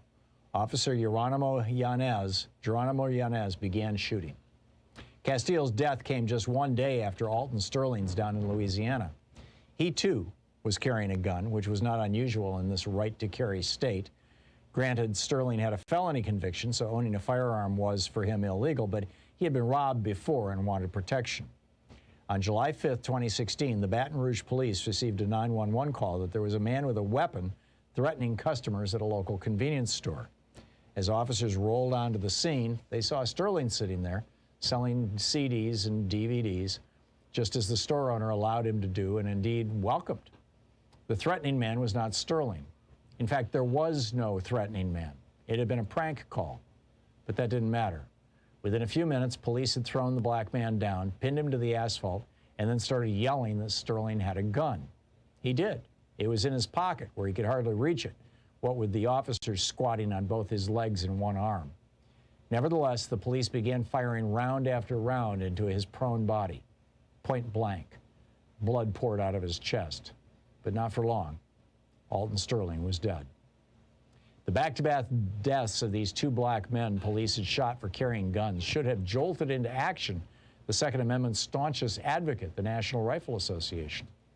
In 1995, for example, the organization's denunciations flew fast and furious when it contended that law enforcement not only overreacted, but went out of its way to kill gun owners. Angered by the deaths at the Branch Davidian compound in Waco, Texas, and the siege and firefight at Ruby Ridge, Idaho, both of which were sparked by federal agents serving warrants for weapons violations, Wayne LaPierre, the NRA's executive vice president, angrily wrote, quote, "If you have a badge, you have the government's go-ahead to harass, intimidate, and even murder law-abiding citizens," end quote. He further denounced cops as, quote, "jackbooted government thugs who have more power to take away our constitutional rights, break in our doors, seize our guns, destroy our property, and even injure or kill us." Nearly 2 decades later, that sentiment had not changed. This was evident when Nevada rancher Cliven Bundy, who had refused to pay over $1 million in fees for grazing his cattle on public land, summoned his gun-toting, self-styled militiamen to do battle with federal authorities to prevent the seizure of his herd for restitution. Richard Mack, a former recipient of the NRA's Law Enforcement Officer of the Year award, asserted, "If federal agents are going to start killing people, I'm sorry, but to show the world how ruthless these people are, women and children need to be placed in the front lines as human shields." Mack didn't flinch as he insisted, quote, "Women need to be the first ones shot. I would have put my own wife or daughter there on the front lines, and I would have been a screaming bloody murder to watch them die," end quote. Larry Pratt, a speaker at the NRA's 2014 National Convention, commenting on the fact that Bundy, quote, "backed them," the Bureau of Land Management agents, down with automatic rifles and other deadly weaponry, proudly called that armed confrontation, quote, "a proper, legitimate, lawful response to illegitimate, unlawful exercise of government power, particularly on the federal level," end quote. Yet how quickly the NRA's swagger disappeared when government agents gunned down Philando Castile and Alton Sterling for merely carrying guns. Sterling's death didn't even merit acknowledgement. As for Castile, the NRA broke its silence only after inordinate pressure from African-American members led the gun manufacturers' lobby to issue a tepid statement that the Second Amendment was applicable, quote, regardless of race, religion, or sexual orientation. When pressed further by many of its members to stand up for Castile, the often fierce organization demurred, saying it was, quote, important for the NRA not to comment while the investigation is ongoing. This situational silence did not go unnoticed. The NRA had not only loudly defended the rights of those of the Branch Davidian cult and at Ruby Ridge, men who had actually shot and killed members of law enforcement, but the organization had also doubled down on calling for more guns in the face of mass shootings in a public school in Newtown, Connecticut, and a movie theater in Aurora, Colorado. Yet here, the guardian of the Second Amendment was now deliberately ignoring the inconvenient fact that black men had been killed for merely possessing a firearm. Where's the NRA? Asked journalist Hannah Kozlowska. Didn't Sterling and Philando Castile have Second Amendment rights too?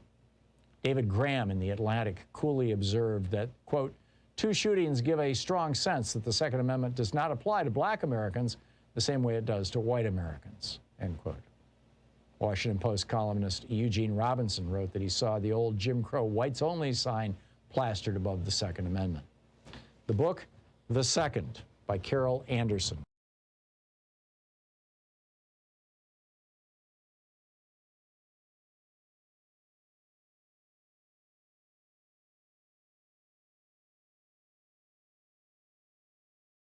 Change starts with you. You can be calling your Democratic or Republican representatives to let them know what you think by calling 202-224-3121. It's the Capitol switchboard. It'll get you right through to them. Ask a boomer what it was like going to college back in the 60s and 70s and whether they had to go into debt to do it. And odds are they'll tell you that they not only didn't have to go into debt, in fact, college was free in California until Ronald Reagan became governor. Not only did they not have to go into debt, but, you know, you could pretty much work your way through college just with a part-time job. That is very much no longer the case. Only 8% of millennials and Gen Xers have never had a student loan. This is a crushing burden on these two generations, and it's time to clean it up. And when Americans were asked, what do you think? Should we just wipe the slate clean? Should we get rid of all this student debt? 60% of Americans said yes. And then, of course, the corollary to that would be, and then let's make college free, at least state colleges and community colleges. There's a whole video about this over at thomhartmann.com for supporters of our program. You can check it out there.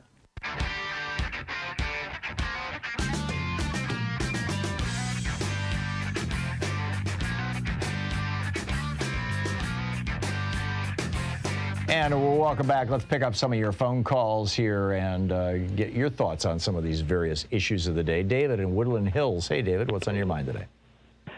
Tom, I think I may have come up with a way for Nancy Pelosi to get the 9 Democrats in the fold, and that is she needs to pull them into her office and say, we will replace the funding you're getting from these conservatives, and the good billionaires have to be the ones who come up with the funding, and we, the American people, can contribute to their campaigns too.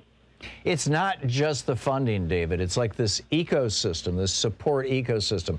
These members of Congress, these people like Kurt Schrader here in Oregon, these so-called conservative Democrats, there's 9 of them, maybe 10 of them. They're not just having their campaigns funded by, like Wall Street front groups like No Labels and, the so-called problem solvers. They're also looking at when they leave Congress, being able to be guaranteed, essentially, a $1 million a year job at some fancy law firm or lobbying operation or whatever. I mean, if they advocate for the fossil fuel industry, they may get a job with ExxonMobil. Or if they advocate for the big banks, Goldman Sachs might catch them when they leave. There's no the defense industry has no shortage of ex-politicians, employed by them, for example. So you're absolutely right, and I thought of that too, and that is part of the equation. The good billionaires are going to have to come in on that one, and I think it's worth a try. Well, it's a tough one because what you're saying, David, and I get it, I totally get it, but what you're saying is, okay, the Supreme Court corrupted this political system with Citizens United and the decisions that preceded it that legalized political bribery. So we just need to get into the political bribery game and do it better than the Republicans. And I don't think we'll ever be able to do it better than the Republicans, because the Republicans officially represent the fat cats and the billionaires. Yes, there are some progressive billionaires out there, but they're few and far between. Out of the 1,000 or so billionaires we've got in the United States, I doubt there's more than 20 of them. Right. It's a tough one, but I still say we do it and then work to change that Supreme Court edict. Yeah. That should be at the very top of our list. And in fact, part of that gets overturned by House and Senate Bill number 1, the For the People Act, which is why Freedom Works and Trump and all the right-wing billionaires are so aggressively opposed to it. And it's why Joe Manchin and Kyrsten Sinema is another one of these on-the-take Democrats, why they refuse to end the filibuster, because ending the filibuster would mean that you could actually pass a law that would blow up that Supreme Court precedent. David, thank you. Robert in Sioux Falls, South Dakota. Hey, Robert, what's on your mind today? Well, Tom, I just wanted to call in and share my point of view. I think the reason so many of the corporations and the anti-vaxxers and I'm not going to wear the mask set get away with what they get away with, because largely they do, is because in this country you're allowed to kill as many people as you want as long as you do it over a long enough period of time. It's only if you do it all at once that society steps in and says, hey, we've got a problem with this. Well, like the tobacco industry, although the gun industry, I mean, there's a whole lot of at-once killing going on there. And we tolerate that too. Well, that's true. We can't even get a 3-day waiting period for the sale of guns so that people can cool down before they go do something hot-headed. That's true. It's money in politics, Robert, is the poison at the core of all this, and the big money in politics people want politicians in place who will continue the deregulation and will maintain their tax cuts. And that's not Democrats, and that's why these big money operations. I mean, go over and look at the Freedom Works website. They're all over trashing Biden and promoting vaccine hesitancy, or as close as they're willing to dance to the edge of that line. It's tyranny, don't you know? It's a terrible thing, and this is all being promoted by. Well, here's the newsletter from The Writing today, right? This is the news, top news headlines from the far right for the rest of us. The American Thinker, the headline: vaccine mandates may herald the end of the republic. From the New York Post, this is owned by billionaire Rupert Murdoch. Vaccine mandates are a cruel stick to beat people with. The headline over at NOQ Report: the frightening warning about COVID injections ignored by government and big media. The Information Liberation: FDA approves Pfizer jab despite control group being compromised. Fox News: elitist Democrats want you to shut up and obey. The Federalist: America's Afghanistan failure is a call to clean house. Big league politics: why are Afghan refugees, brown people, being resettled in Texas? I mean, well, those two are not about the COVID, but you get the point. There is huge money behind trying to crash this economy to get the Democrats out of office and replace them with Republicans. Well, it's all about power. Those that have it will do anything to keep it. And it's sad but true. Even good people often, when they get to a position of power, eventually cross ethical lines, which is sad. Not everybody, but some do. And I'm sad to say this. I almost think AI is the answer, and I can't believe I'm saying that in terms of some sort of governance. But it's ridiculous. Yeah, the problem is who programs the AI. I mean, 100%. Remember IBM had to shut their program down because their little AI bot turned into a screaming, flaming Nazi racist because he was just reading enough stuff on the internet, and that seems to be the majority of what was on the internet, apparently. But I get what you're saying. Robert, thank you for the call. Chrissy in Indian Land, South Carolina. Hey, Chrissy, what's up? Wanted to let you know about Lancaster County, South Carolina, and how we're doing with COVID, which isn't so good. Uh-oh. There's 12,000 students in the entire county district, and 1,000 of them are already out with COVID or quarantining. However, there should be more kids quarantining, because what the schools are telling parents is that if your kid is vaccinated, he or she can go back to class,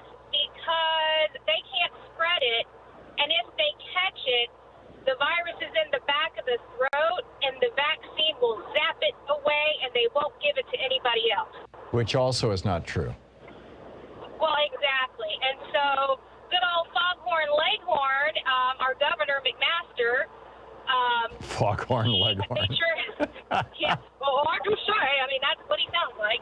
Yeah. He made sure his state legislators passed a law. He didn't do an executive order that would make mask mandates illegal. And so I'm happy to hear that the ACLU is now suing the state of South Carolina over it. But parents are up in arms. It's only been a week, and it's like the false information, our kids being endangered, you know, thinking vaccinated kids can't spread it. Like, how are you going to stop the spread if you're not quarantining everybody that comes in contact with a positive case? If I had school-age kids right now, I would not be sending them to school until they can get vaccinated. If I had kids under 12. I have a teenager who's in school, and he's vaccinated, and he is masking, but most kids are not. And I just hope every day that he doesn't come in contact with somebody, because we've had it, been there, got the T-shirt. We don't want it again. Yeah. We are lucky that we survived it. So. Wow. Yeah. Well, Chrissy, thank you for the update. I appreciate the call. You're welcome. Yeah. Have a good day. You too, and thank you for listening to us on Sirius XM. Andy in Little Rock, Arkansas. Hey, Andy, what's on your mind today? Expanding on your campaign finance reform necessities, and I think regardless who we are, we all agree that it is messed up. I would just say if you can't directly vote for that person running for office, then you shouldn't be able to donate to them. And I would eliminate, like a business, for an example, can't vote. Well, the CEO of a company can vote. He could shell out his own cash, but as far as businesses and PACs and out-of-state money and a lot of these things getting involved in local politics. That's very reasonable, Andy. And that is like so Occam's razor, so simple, so straightforward. If you can't vote for a candidate, you may not give money to them. If you're a corporation, you can't vote. If you're out of state, you can't vote. Yeah. Yeah, and that would shut down the Koch brothers operation, I'm telling you. Andy, I love it. Thank you. I may well steal that idea. I appreciate it very much. Thank you. Run with it. It's yours. Okay, thank you, Andy. Good talking to you. Karen in Cleveland, Ohio. Hey, Karen, what's up? Hi, Tom. My comment is COVID adjacent in support of single-payer health care. Mm-hmm. You and a previous caller today were talking about how we can expect our insurance rates to go up next year because of this obscene health system or health payer system that we're in. But it was so nice to walk into the hospital where I get my care several months ago and get both my shots. And I put out my ID card so they could write my information on my vaccine card and get the shot and walk out, after waiting 15 minutes.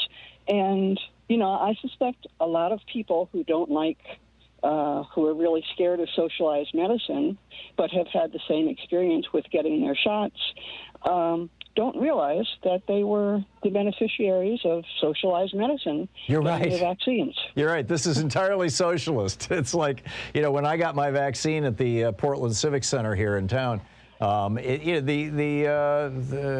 National Guard was there. I mean, it's like these are people paid. There were a bunch of volunteers too, but the people who were there who were being paid, they were being paid by government.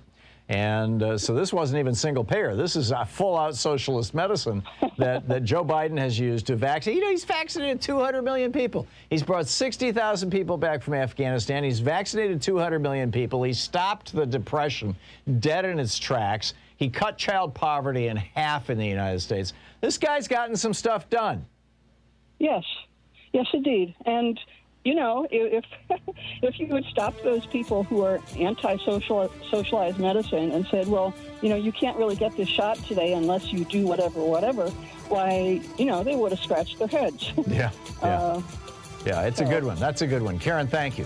Thank you. It's, it is such a privilege to hang out with you folks. I've got some of the smartest callers on earth, and I learn things every day.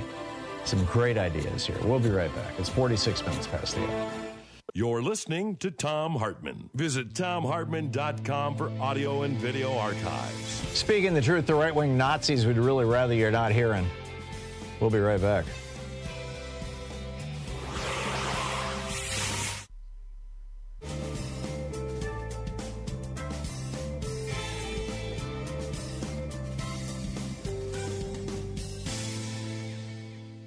And welcome back. Cale in Riverside, California. Hey, Cale, what's on your mind today? I'm first time. Appreciate the show. Thank you, Cale. I just wanted to make a quick comment that what I've seen from all of the clips from the internet and such and the news, it seems like those on the right say there's a war coming, and I don't think it has really anything to do with right or left or liberal or conservative, but it really boils down to me, it's the war of religion and the non-religious that's coming, because all these anti-vaxxers and all these people that don't believe in global warming, you know, I just really feel that it comes from a religious base, and a lot of it does. So my libertarian solution to the problem is to have a national science card that you can voluntarily sign up for. You can voluntarily agree that science is real and that science can explain our real world, and you cannot get federal funding or state funding in your state when a global warming fueled natural catastrophe wipes out your home or your business, and you cannot go to a doctor if you don't have this card because you don't believe in science, and you should go somewhere else to get the health care that you need. That's my point of view on my 50th birthday today that I'd just like to share with the group. Well, happy birthday, Cale. 50, by the way, was probably one of my favorite decades. 40s are pretty good, but 50s spectacular. So you're up for a good 10 years here. I hope. But yeah, I get that there's a certain tongue-in-cheek element to this, but the idea that people are proclaiming that they don't believe in science, and then when their house burns down because of a wildfire fueled by climate change, or their house gets, like in Tennessee, gets washed away because of an absolutely unprecedented flood. Suddenly they believe in science and they want some help. Or they don't believe in science, so they're not going to get a COVID vaccine, but as soon as they're having trouble breathing, they're the very first to show up at the ER and say, hey, I want some science to help me out, please. You got some drugs for me? It is absurd in the extreme. And I think that people are starting to wake up. I don't know. Are you seeing this in your community, Cale? Are you finding that among your colleagues, your friends, your acquaintances, that people are starting to go, now that this Delta variant is so absolutely impossible to avoid or to ignore? I mean, it's just, it's ripping through the United States like there's no tomorrow. And I think it's just I think we're like 30% of the way into it. I don't think we're on the tail end of it. I think we're on the beginning end of it.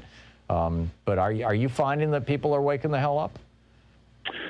Well, me personally, even being in California, you have mixed family, neighbors, friends, coworkers that are from one end of the spectrum, from atheism to full-blown Catholic, go to church every week and everything in between. But at least in my family, I seem to feel that everyone has gotten vaccinated. Of course, you always have, a family member or two or a neighbor or two that are just, on the Trump spectrum. And I don't know. I just feel like there just needs to be a reckoning or a coming. Like, hey, if that's how you believe, fine. Then, you're just going to not be able to get the help from the people that can help you if that's how you truly feel. There you go. There you go. It's not enforceable, but it's an interesting idea. Cale, thank you. Happy birthday.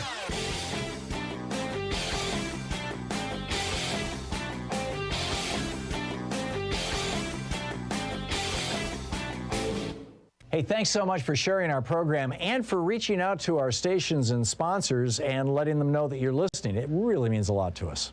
Hey, we have a new video out about the 1776 Commission. Remember this commission that Donald Trump put together to explain the history of America, to have true principles, because history is being distorted by things like the New York Times 1619 report, No, seriously, this is what Donald Trump said, that, we're engaging now in revisionist history by highlighting the history of slavery in the United States. And so he put together this bizarre commission, and now in the state of South Carolina, Senator Dwight Loftus and others have introduced legislation requiring that Trump's commission, which had no historians on it, 18 people, not a single historian, that commission's findings be taught as history in the public schools in South Carolina. It's absolutely mind-boggling. I mean, it's like they want to take us back to the 1930s. Check it out at thomhartmann.com.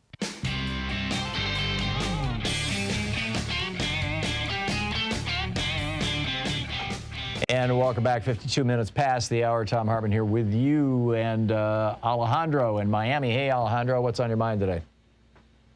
Hello, Thom. Hello, Thom. How are you doing? Good. What's up? No, I know that you've been posting this theory about the Republicans want to sabotage the economy for, their own political gain. But I guess the real issue with that I have with this theory of yours is that why would the business elites go along with sabotaging the economy and, i.e., hurting their own pocketbooks when last year they were desperate to reopen the economy, wanted to resume business as normal? So in my mind, if they were logical business people, which I assume most of them are, they would want to get rid of this virus as soon as possible and return things to normal. Why would they want to donate to Republicans or support Republicans who are trashing the economy on purpose? And also to the other point about blaming it on Joe Biden, most of the economies that are getting hit hard are the ones in Republican states, like in mine, in Florida. I'm in Florida, and the other states like Texas, where the hospitalizations of COVID patients are through the roof, and the vaccinated rates are super low. So anyone can clearly see that mostly Republican states are the ones shooting themselves in the foot, not the blue states like your state, except of course in those red counties of yours that don't want to do the right thing. So I just don't see how the Republicans think that's a winning strategy when everyone can clearly see, it's the red states like mine that are looking bad right now, not the blue states like New York. To answer your question, Alejandro, in a word, assuming that it's a real question and not a rhetorical question, I think the word is tribalism. And the contrast that I would draw is this British Columbia experience. The entire province of British Columbia has said, that's it, we're done screwing around. If you want to engage in any public activity, even a wedding, which is a private public activity, you have to prove that you're vaccinated. We will provide you with a mechanism to get that proof. The state has a vaccine passport. We will provide that. We will cover all the expenses for that. We will cover all the expenses to get you vaccinated. Of course, the country has, Medicare for all, so everybody in Canada is covered anyway. We'll take care of all of that. All you have to do is get a shot in your arm, and you're good. And there is no pushback against this from businesses in British Columbia. In fact, the head of the lobbying group for the bars and restaurants in the province came out and said, this is wonderful. We want this. You've got business owners who are saying, this is great. We want this. We don't want exceptions. There's no exception for religious, for example. It's like this is it. And, there's a medical exemption for people who are immune compromised, but that's it. And this is, in a way, to protect them. And so why would Miami, Florida, where you live, Alejandro, be any different than Vancouver, British Columbia? Because in Miami, Florida, you've got partisans who have established identity. My identity is NASCAR. My identity is white guy. My identity is the Confederate flag. You've got partisans who are engaging in heavily racialized identity politics, who are so committed to that they're willing to let their employees or even their customers die, or themselves for that matter.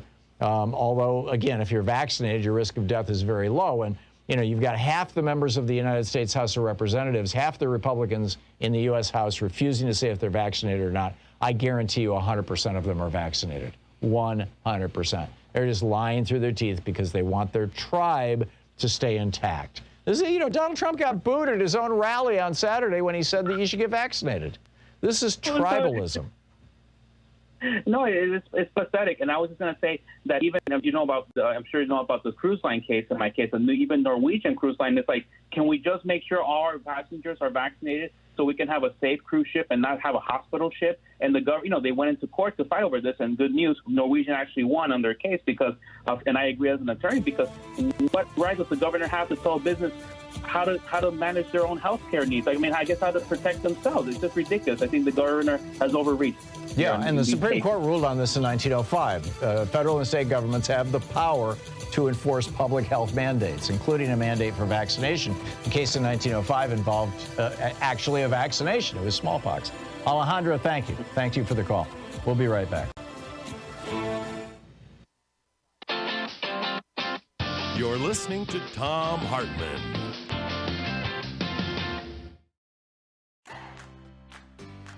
These companies support the Thom Hartmann Program. They are HelloFresh, the #1 meal kit delivery service. More information at HelloFresh.com, code TOM. CB Distillery for sleeping and pain relief. More info at cbdistillery.com, code TOM. Dinovite, only the best all-natural pet supplements. More info at dinovite.com. Annie's Kit Clubs, creativity delivered right to your door. More info at annieskitclubs.com/Tom. Wild Alaskan Company, delicious, sustainably sourced seafood delivered right to your door. More information at wildalaskancompany.com/Tom. And Mack Weldon, reinventing men's basics. More info at mackweldon.com/Tom.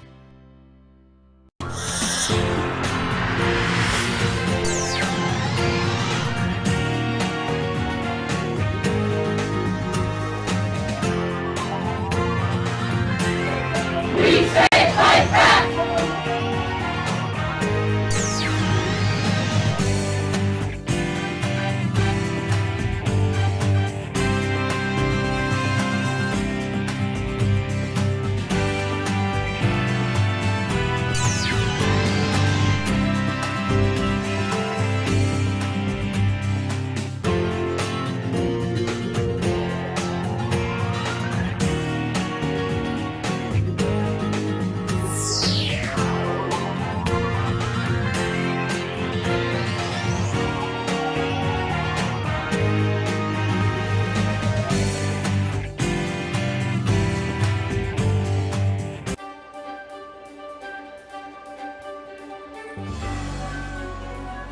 Our book today in the Thom Hartmann Book Club is Stand Up, Struggle Forward by Sanyika Shakur.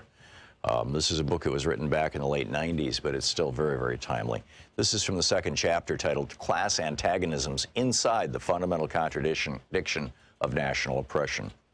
Having just passed the 19th and quickly approaching the 20th anniversary of the LA Rebellion, we should be reminded here of what Rodney King whimpered as he stood in front of a bank of microphones surrounded by class enemies and neo-colonial politicians.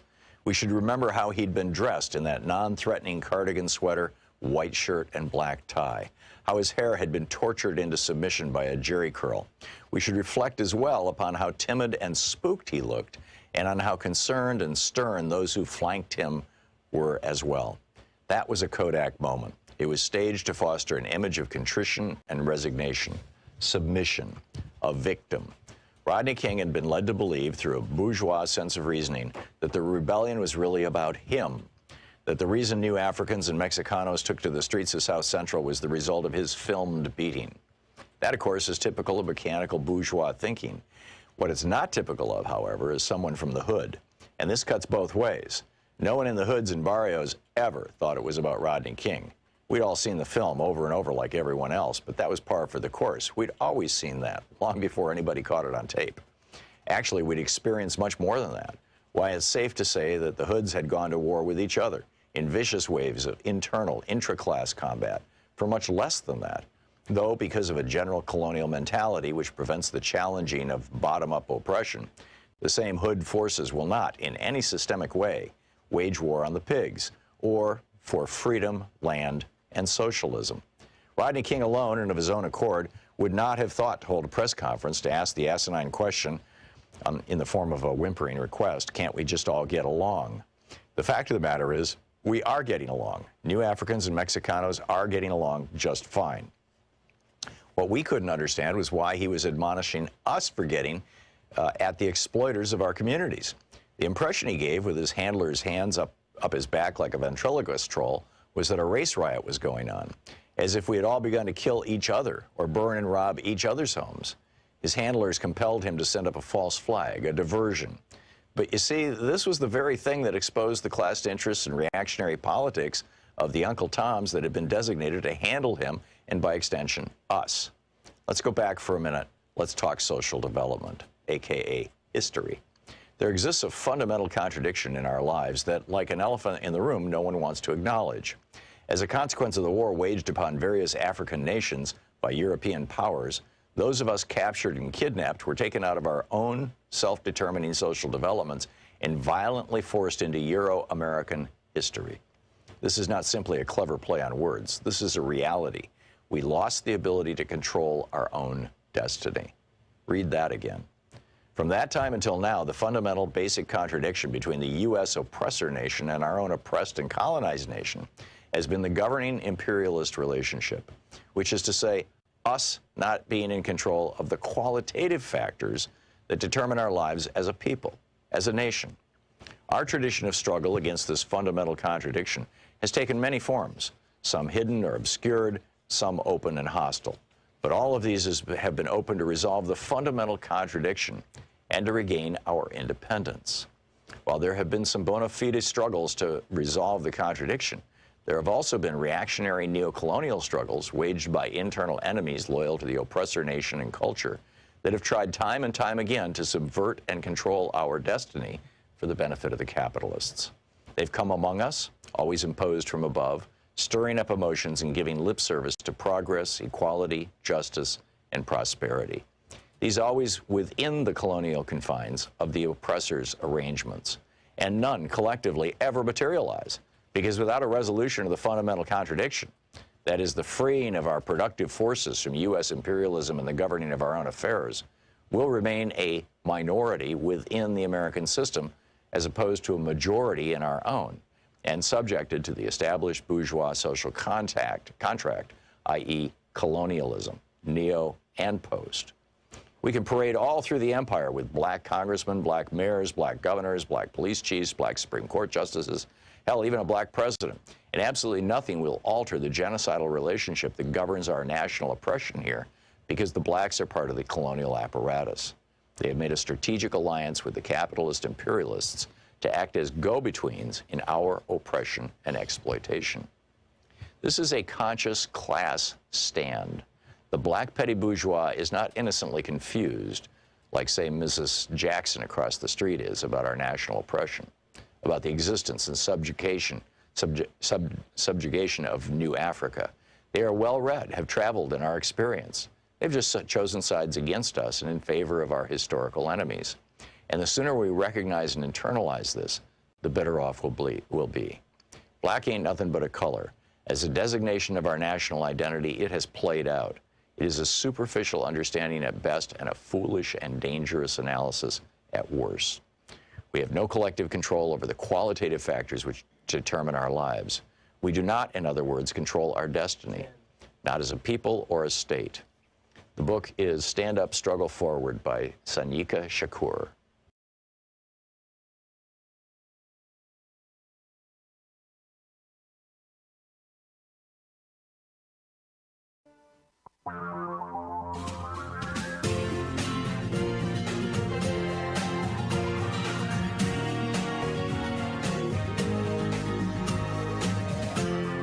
This is the Thom Hartmann Program.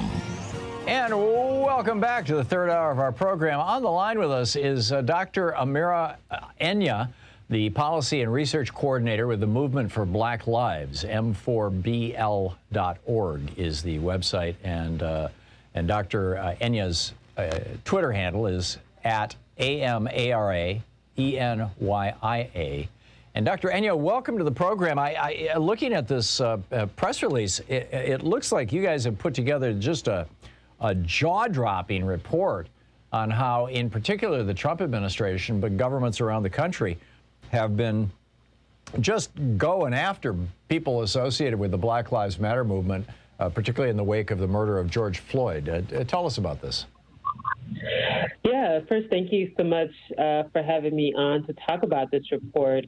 But it is really something to see. So the Movement for Black Lives worked with the CLEAR Clinic, and CLEAR is the Creating Law Enforcement Accountability and Responsibility Clinic at the City University of New York. Mm-hmm. And so they embarked on this study to really look at, between August of 2020 and October. So the end of August, around August 30th to October 25th of 2020, we looked at the cases that were federalized, cases, individuals who have been charged after the uprisings, which took place throughout last summer and continuing afterward. But we looked at the cases to establish and to see a pattern where the federal government stepped in, essentially was engaged in overreach to federalize these charges, overstepping even local and state government to charge individuals who were involved in protest. And what we saw was quite troubling, although there is historical precedent for it.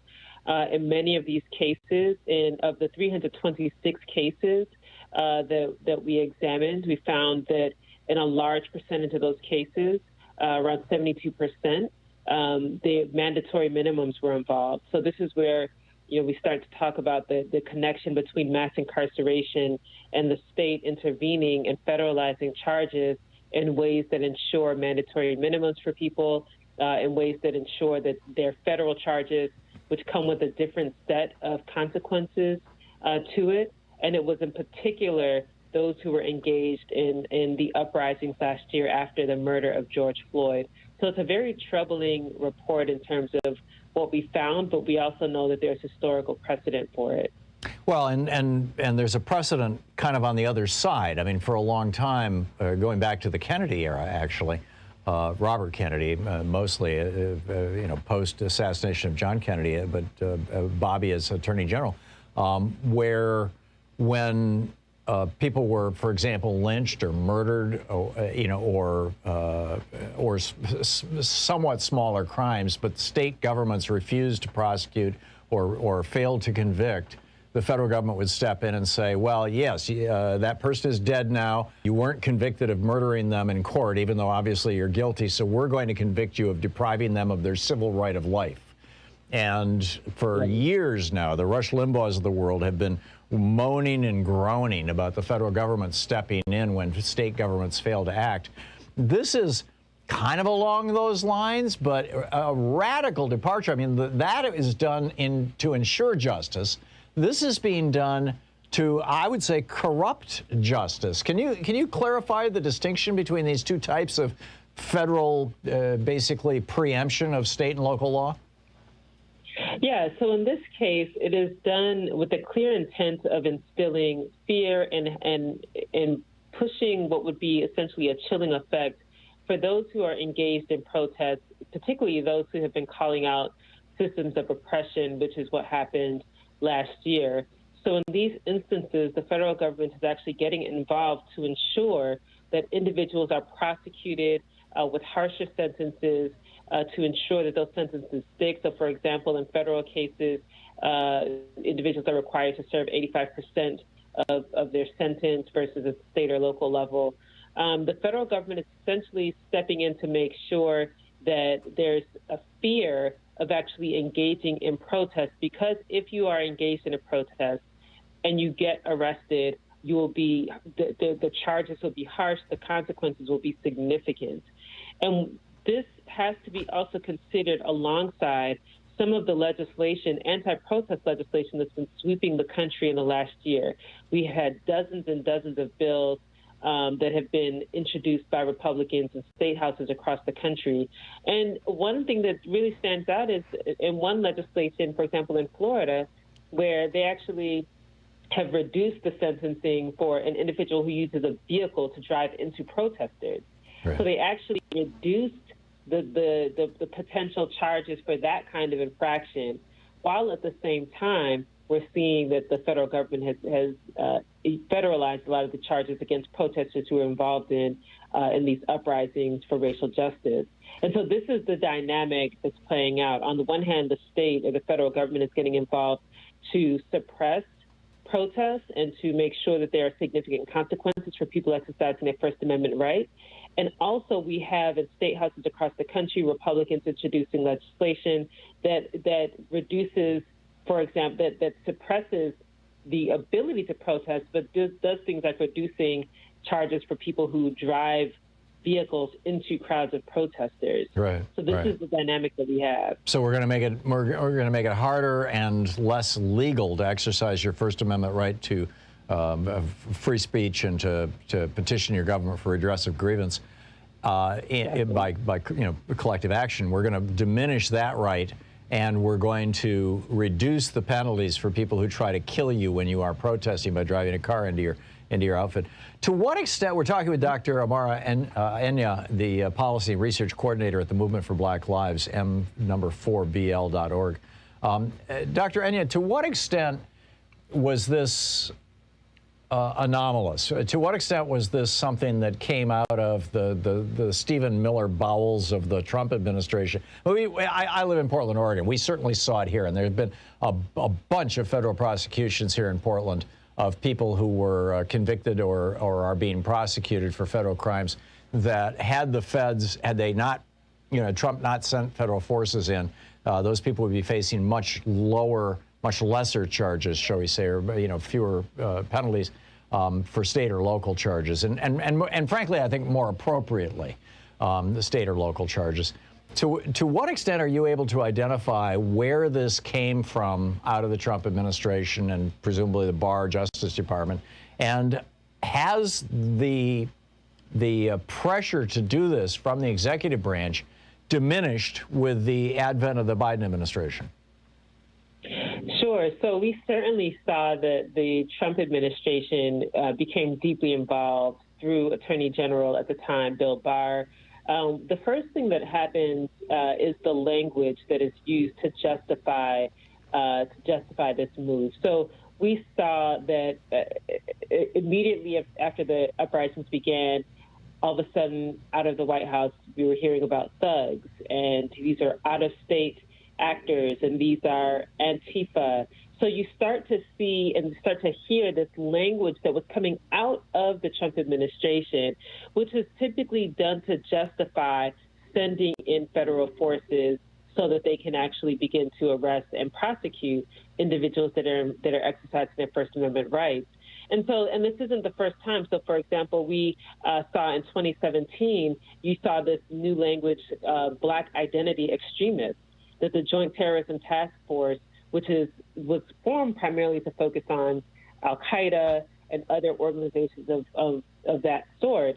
But then there was this phrase of Black identity extremists that became a target. And the reason that language was important is because it opened a door for the federal government to then justify overreach, to justify using the federal government to now prosecute individuals as a way of undermining these movements for racial justice and undermining people's ability to engage and to exercise their First Amendment rights.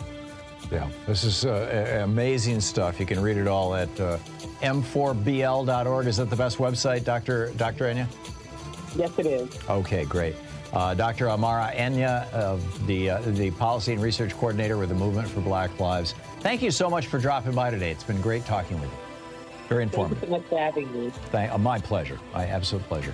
We'll be right back. We'll continue the conversation after this. This is the Thom Hartmann Program. 15 minutes past the hour here on the Thom Hartmann Program. Talk media for the sane among us. Yes, there are some of us still left.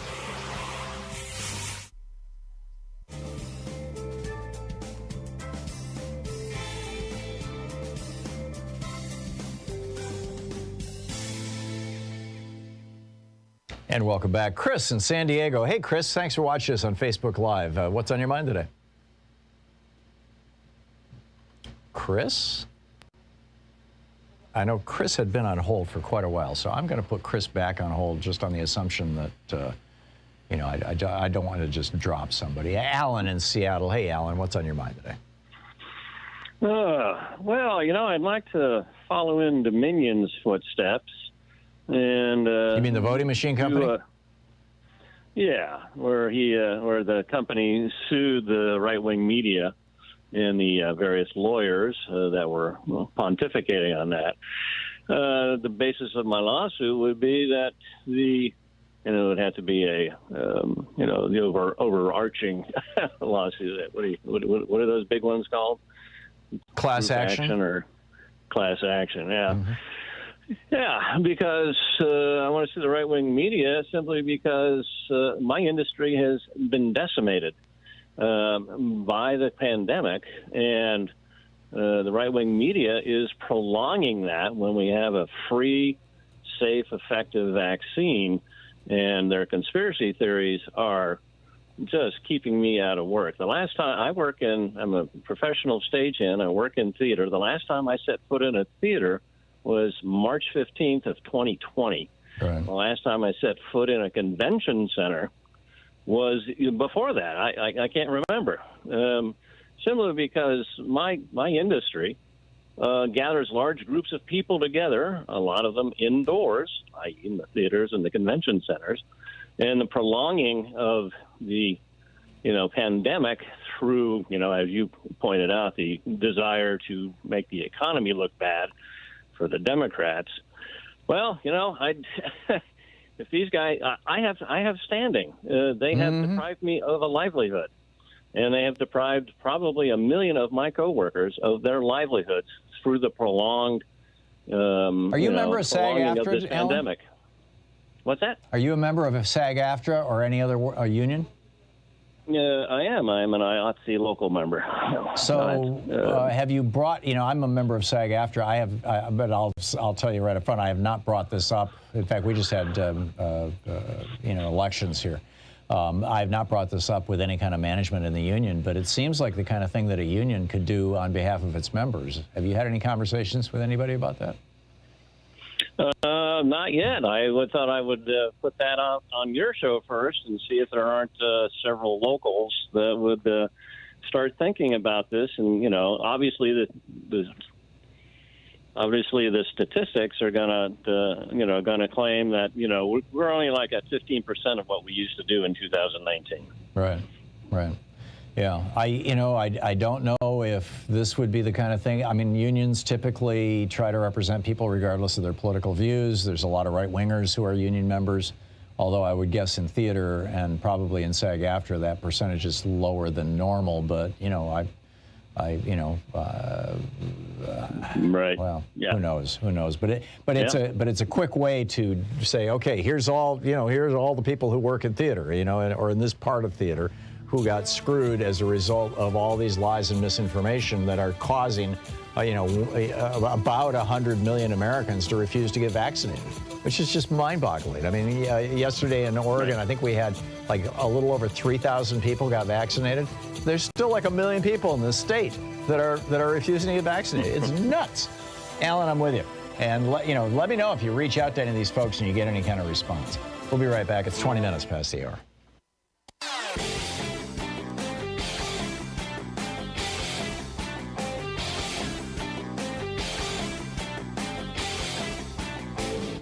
Missed my opening rant today? It's usually published over at HartmannReport.com, where you can read it and share it with your friends for free. Check it out, HartmannReport.com. So the Republican Party has sold themselves all the way back to the 60s, really, as the serious party. We're the party of issues. We take stuff seriously. We have serious policy analysis. We have serious constitutional analysis. We are serious about the economy. We have all these think tanks, Heritage and Competitive Enterprise and Cato, and we've got the Federalist Society finding serious judges that we can put on the federal bench, and in response to 4 dead Americans, they got real serious. 5 House committees, 2 Senate committees. They created a separate House Select Committee for 4 dead Americans. That was Benghazi. Thousands of hours of testimony. The Secretary of State testifying for 8 hours straight. But when 5 people die at the Capitol, not so much. Got a new video about it over at ThomHartmann.com.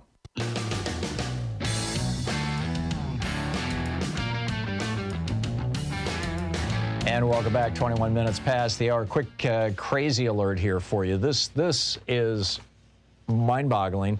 Harris Faulkner over on Fox News says, well, let's just, over in Afghanistan, the Taliban are, quote, hunting women. So let's send our vice president. She's a woman. I'm not kidding. Here's the actual quote. Quote, why doesn't she go to Afghanistan? I mean, if she really cares about women, Biden told her to be the last person in the room on Afghanistan, so she owns it. And with a country that's literally so bloodthirsty for its women right now, we have such a high-profile woman breaking barriers and all with Kamala Harris. Why can't we find a detail to get her someplace safely into Afghanistan? Gosh, wouldn't that be a moment? Wouldn't it be a moment to see a nation's female vice president sit down in a country that hunts us women like bugs under their shoes? They just want to kill us. They just want us to capitulate to their every need, which includes slavery. Wouldn't that be amazing? Yeah, somehow I think that when a Fox host starts suggesting that our female vice president should go to Afghanistan because they, quote, hunt women, that it's not being said with the very best intentions for the fate and future and safety and life of our vice president. I could be wrong. I could be completely misinterpreting what Ms. Faulkner has to say, but I doubt it. I doubt it. So, anyhow, let's pick up some of your phone calls here and see what's on your mind. Margaret in Brooklyn, New York. Hey, Margaret, what's on your mind today? Oh, thank you for taking my call. Sure. Well, a while back you were talking about socialized medicine, and last time I checked, what is it, about 97% of the people in ICU for COVID are non-vaxxed, unless they have Medicare, Medicaid, or a fantastic health insurance plan. It's going to wipe them out financially. Yeah. I have this, and I don't mean this as a shameless plug for the book. Authors make squats selling books, but you know, I've got this new book, The Hidden History of American Healthcare: Why Sickness Bankrupts You and Makes Others Insanely Rich, that will be out next week. And when I was doing the research for this book, what I learned was that not only is medical bankruptcy something that is quite literally unknown in pretty much every other developed country, but in the United States, we've been averaging for the last 2 decades around 500,000 cases every year of medical bankruptcy. Last year, as I was finishing up the research for the book and coming into early this year as the final, galleys went off to the publisher, the final draft went off to the publisher, we found that last year, it looks like that number is a little over 700,000. And the additional 200,000 medical bankruptcies are being made up by COVID people. It looks like the preliminary numbers for this year, over 1 million American families are going to be wiped out facing bankruptcy as a consequence of, more than half of them as a consequence of COVID. So what you're saying, Margaret, is very real. And, sometimes out of crises come great change.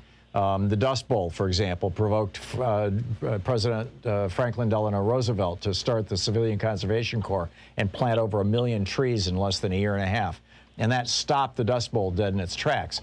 I'm hopeful, Margaret, that this health crisis, and it very much is that, is going to be something that is going to push the Medicare for All bandwagon. What think you?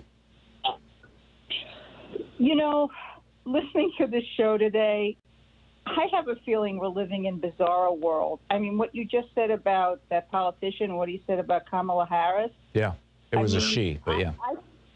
She. I don't have, I hate to be pessimistic, but I really have lost faith in our institutions and half the American population. Yeah. I hate to say it. I'm a big sci-fi fan, and, the thing is, are we going to be Star Trek or are we going to be Mad Max? And quite frankly, I think we're heading into Mad Max. Yeah, well, the Mad Max, it's a very loud minority, the Mad Maxers out there, but they are louder than the rest of us. It's Nixon's old silent majority thing is, in a way, kind of coming back to haunt us. There are Americans who want this country to be safe, who want to be able to have their lives return to some semblance of normal. And, but this is not the, blocking people from, or encouraging people not to get vaccinated is not the way to do it. And the continuing fact that half of the Republicans in the U.S. House of Representatives, who are all vaccinated, You know, these guys are not idiots, with the exception of Louis Gohmert and Marjorie Taylor Greene. They're not idiots. And they're all vaccinated, but they refuse to say so. Donald Trump got vaccinated in secret. And you know, it was 3 months or 2 or 3 months after he got vaccinated that we found out that in secret he had gotten vaccinated. I mean, it's just, this is just so unfortunate. Margaret, thank you for the call. I hope you're wrong about Mad Max. But I can't debate it. You're listening to the Thom Hartmann Program. Call 202-808-9925. It's coming up on 28 minutes past the hour. Back with your calls on the other side of this break.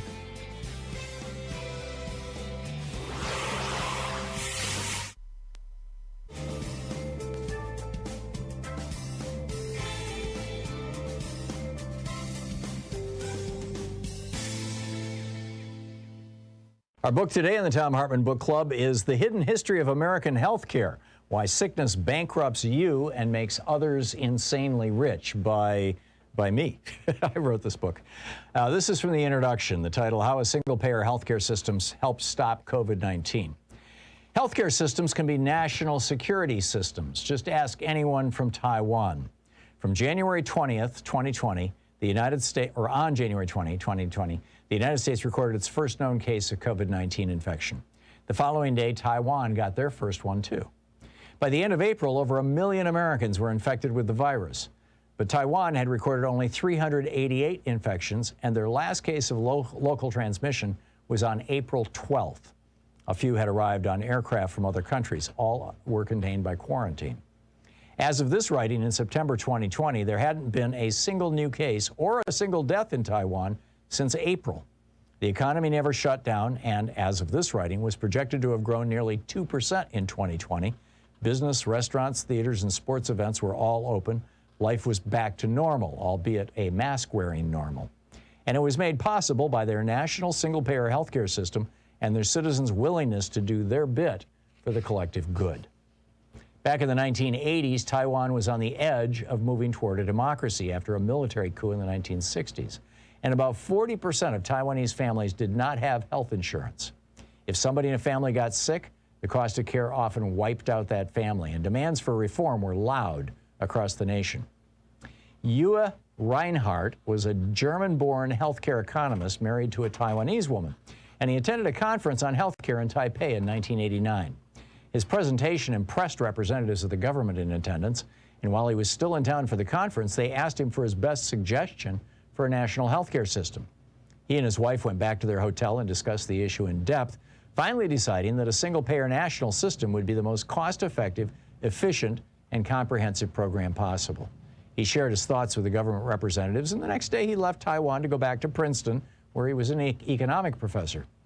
6 months later, though, a representative of Taiwan's government called him to say that they were going to take up his suggestion and asked him to help craft their healthcare program. He enthusiastically agreed, and by 1995, Taiwan had instituted one of the world's best single-payer healthcare systems. Today, everybody in Taiwan is fully covered for doctor and hospital services. Everybody has a driver's license-like healthcare card, which accesses their entire medical history. They can book a doctor's appointment on any computer terminal in the country, and the entire cost of the system is a bit more than 6% of Taiwan's GDP. For comparison, in the United States, healthcare consumes 24% of our GDP. Because there is no insurance company intermediaries sucking profits off the system in Taiwan. When COVID-19 hit, Taiwan chose not to use the blunt force technique of shutting down their economy and locking people in. Instead, they took on the coronavirus with an aggressive nationwide test and contact trace program tied into the National Health Service database. Every infected person was identified and put into a comfortable quarantine, and every person he or she had come into contact with, even very marginal contacts, were also tested and their contacts traced. By April, just a bit more than 2 months after the first case surfaced, the country had the coronavirus isolated and completely under control. By quarantining inbound visitors to the nation island of 23 million, they were able, as of this writing, to keep it that way. Maintaining public health is one of the most important functions of any nation's healthcare system. Because America's is so fragmented, it's inconceivable that our nation could respond to an epidemic, a pandemic, or another public health disaster with the speed and elegance of Taiwan, or any of the world's other nations with single-payer Medicare for all types of systems. It's like Stockholm Syndrome, a friend who's a psychotherapist said, describing the way that Americans have clung for more than 5 generations to a for-profit health insurance system, while the rest of the world figured out how to provide health care to all their citizens at a much lower price. People know it and have become familiar with it, she added. They just can't imagine anything else. It's probably the largest con job ever perpetrated on the American people, one that has cost trillions of dollars and millions of lives. It's been going on since the 1940s. If it were a scientific experiment, it would have been shut down by the ethics review panels generations ago. This experiment in providing health care via a for-profit insurance system has led to the deaths of more Americans than we lost in World War II. Every year, over 500,000 Americans go bankrupt, often losing everything they've worked their entire lives for because somebody in their family got sick. That's 500,000 families a year, every year, for the past few decades. And the coronavirus, of course, has only made things worse. Perhaps most galling, this massive ripoff is costing our entire nation and each of us individually a fortune. Insurance premiums right now make up 22% of all taxable payroll, well above what the cost of Medicare for all would be at around 14% when first put into place, dropping down to around 10% within a few years as previously uninsured people get their health needs up to date. As the health insurance, drug, and hospital parasites push their suckers deeper and deeper into our body politic, spending on health care by Americans went up 25% between 2000 and 2014. The book, The Hidden History of American Health Care by Thom Hartmann.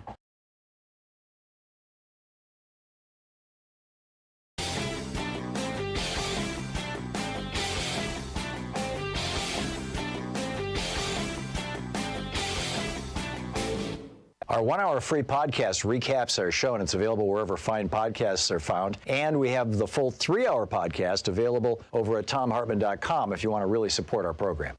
So Rand Paul is now echoing Louis Gohmert. Remember Louis Gohmert back in the day, back in the after 9/11, when he was talking about terror babies. There's Muslims coming to the United States to have babies who will be citizens, and we can't kick them out anymore. And then they're going to grow up and they're going to be terrorists.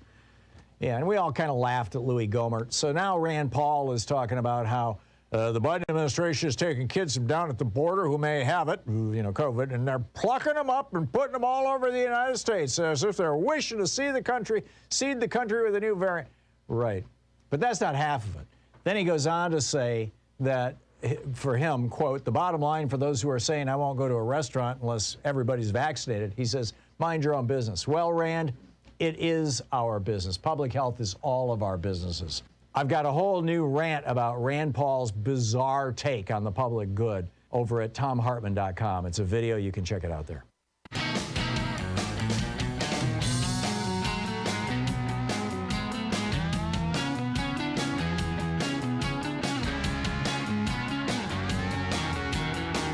And welcome back. Thom Hartmann here with you. Margot in Naperville, Illinois. Hey, Margot, what's on your mind today? Hi, Tom. Hey, Margot. Yes. Can you hear me? Just fine. Yeah, you could get your mouth a little closer to the microphone. It'll sound better, but just go for it. What's up? Sure. Okay. One quick question. The anti-vaxxers, what did they do with their children when they were required to go to school to be vaccinated?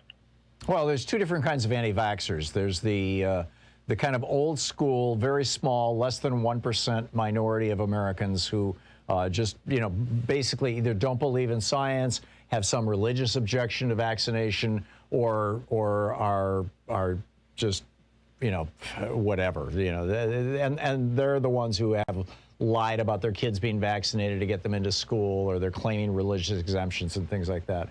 And that's not who is driving the anti-vax movement with regard to COVID. The people, I would bet you, Margot, that 99% of the people who are refusing to get the COVID vaccine already have at least one other vaccine. In fact, I would bet it's 99.5%. So instead, what's driving this, as I said earlier, is tribalism, which is a word I don't think, we talk about enough.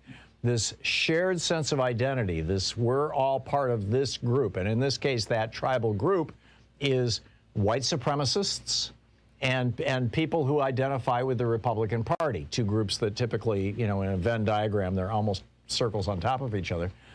And it's their way of saying that they are willing to take one for the team. They're willing to stand up on behalf of their side. And they've been well indoctrinated by Fox so-called news and right-wing hate radio and just the explosion of right-wing crap all over the internet. It's amazing. I was writing a piece the other day about labor unions in the United States, and I wanted to get a pro-labor, anti-right-to-work perspective. I had to dig through more than 40 hits on Google before I got to something that was critical of right-to-work, in quotes. I mean, that's how thoroughly saturated the web is with right-wing propaganda, and now they're saturating the web with, or they have been, for the last year, saturating the web with right-wing propaganda having to do with COVID. Like, this is a new part of our identity. They hate people of color, they hate immigrants, they hate unions, they hate taxes. Somehow they all hate the same things that the billionaires do, the right-wing billionaires. Oh, and now they're going to hate vaccines. Although I guarantee all the right-wing billionaires are well vaccinated, as are their staff, as are their maids, as are their valets, as are their chefs, as are their food tasters. They're all heavily vaccinated. And do you think those people also, and lesser, let's say, well-off right-wingers, do you think they've had their children vaccinated to get into school? I think so. Yeah. No. This is about COVID. This is not about vaccine, and and thus the all the more the shame, as it were. Margot, thank you for the call. It's nice to hear from you. Don in Sheridan, Iowa. Hey, Don, what's on your mind today? Yeah, hi, Tom. Hey, thank you much. I start my day off with Stephanie, then I go right into you, and then I have Brandy, and Democracy Now!, and end up with David Pakman. Well, thank you, Don. I hope during the breaks you're getting some exercise. Do some jumping jacks or something like I do during the breaks here. Anyway, Don? Yes, are you there? There you go. Yeah, you faded out for a second. Oh, I'm sorry. I'm wondering if when they talk about people in the hospital, like at this facility I was at, they don't mention how many people had COVID. But when they mention people, like I'm in Iowa, Iowa. Anyway, I'd like to know how many of those people how sick are they? And they say so many hundred in. Well, and so many die. Well, how many of them are on respirators or what? Or is there a website you can look that stuff up? Yeah, you can. You can look up those stats. I don't have a website right off the top of my head, but it shouldn't be all that hard to find, Don. I've certainly seen them. Like for my county, you think I might be able to look up? I think probably for your state more likely, but start with the search engine and perhaps and listen to the show. You may have gotten somebody thinking who knows how to do this who might call in and give you a website. But what we do know is I can tell you here in Oregon, most hospitals. I don't have a specific number, but it appears from what I'm reading in the Oregonian, our statewide newspaper, that most hospitals have basically stopped elective surgery. If you were going to get a knee replacement or a hip replacement, or in some cases, even things like cancer surgeries, sorry, you're just going to have to wait a month with that cancer. Let's hope it doesn't go metastatic or metastasize or whatever the word is. This is really a crisis for our hospitals, and it's a crisis for the vaccinated people who actually need medical care, who can't get into a hospital because the hospitals are filling up with COVID people. So, this is a genuine crisis. Don, I wish you the best. Good luck tracking down your numbers there. Deborah in Burnsfield, Texas. Hey, Deborah, what's up? It's New Brunsfeld, Texas. Oh, Brunsfeld. Oh, okay. Okay. Up until November 2019, I was teaching microbiology at a university for students that were going into nursing. Mm-hmm. And one of the first things I taught them was that no matter how good you feel or healthy you are a disease vector. Because we all carry around things like Staph aureus on our hands and all whatnot. Sure. But as I taught the class, I found it ironic because I was looking into other programs. A lot of nursing programs do not require microbiology as part of the program to go into nursing. Oh, that's unfortunate. And so, there's a lot of procedural learning, but this may explain the reason why you see more nurses that are taken by the anti-vax meme more than the doctors. I think a lot of it has to do with not just politics, but also training. I was really shocked to find out that the program that I was teaching under through university, was in the minority. Now, this might be just a Texas thing, but I'm just wondering if some of this has to do with how things have changed over the decades. Because everything is so mechanized anymore, and there's so many procedural things and technology that nurses have to learn that we've dropped things from these programs that we really need to go back and revisit and add back in. I can't speak to that, Deborah. I don't know.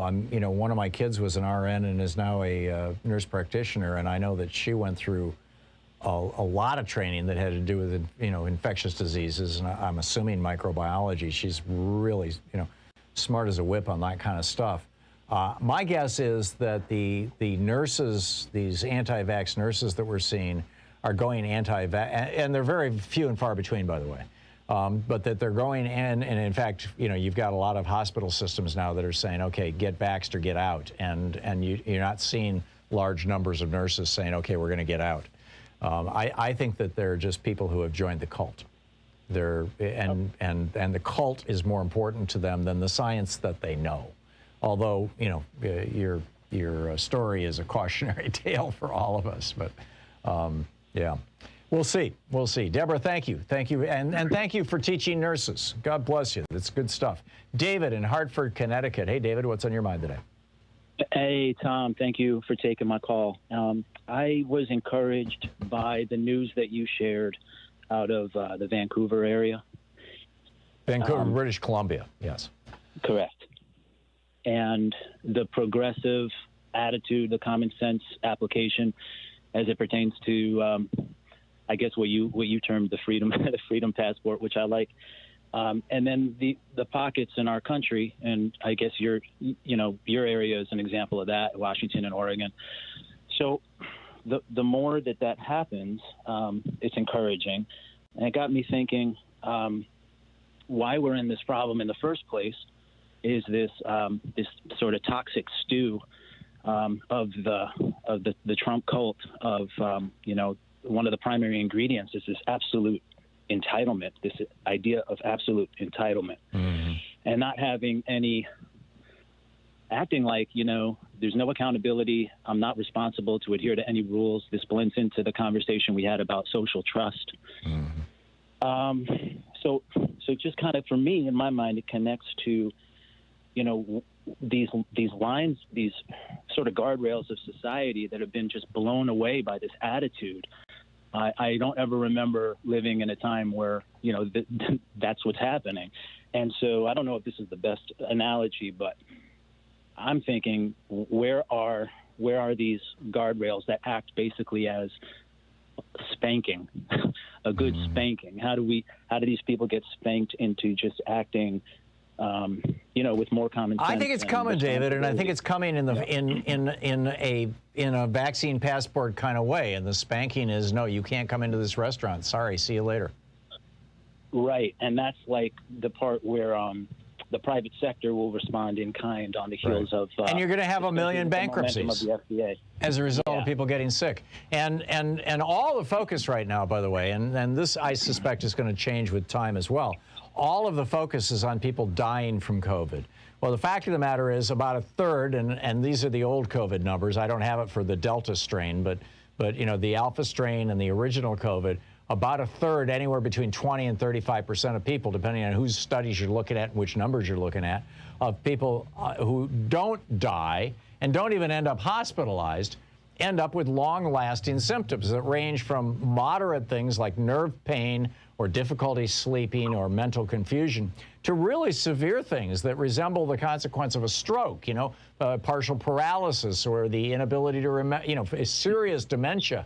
The one that gets a lot of publicity, of course, is that about a third of men who have symptomatic COVID end up being unable to get erections. It's with erectile ED. Yep, the ED. And let me hit you with this. These things need more publicity. They need a lot more publicity.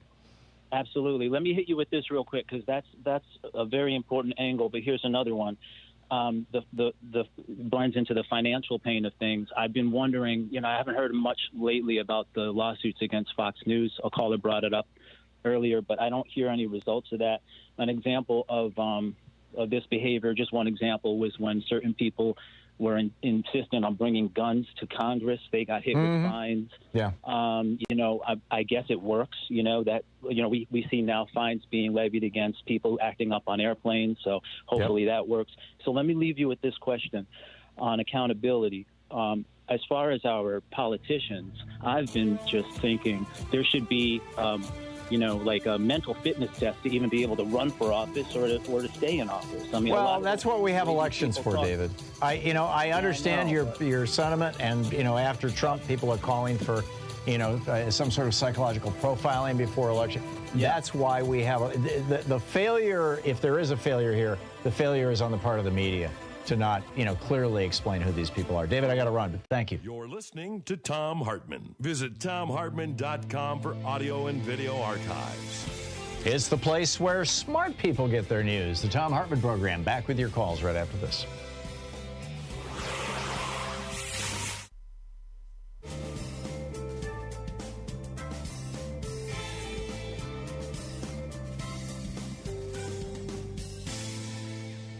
And welcome back. Larry in Bellevue, Iowa. Hey, Larry, you've got a website for the caller who was earlier trying to figure out how to track down what's going on with COVID in his county? Yes, to a fellow Iowan, yes. Okay, what is it? coronavirus.jhu.edu/US-map. And you can track it down to the county level in 24-hour increments. I am looking at that right now. It's the Johns Hopkins University of Medicine Coronavirus Research Center. And correct. You're right. I can pick any place I want. And fascinating. Okay, I'm going to play with this after we get off the air. Larry, for our listener, our Iowa listener who was wondering, I was typing it as you were saying it. He probably hasn't, it takes a second to get a pencil out. So you want to give us that URL one more time slowly? Okay, coronavirus.jhu.edu/US-map. Got it. And that JHU is as in Johns Hopkins University. That is correct. Coronavirus.jhu.edu/etc. I try to check it daily and do a little dance every time I see that our county has not had any new cases. Yeah, okay.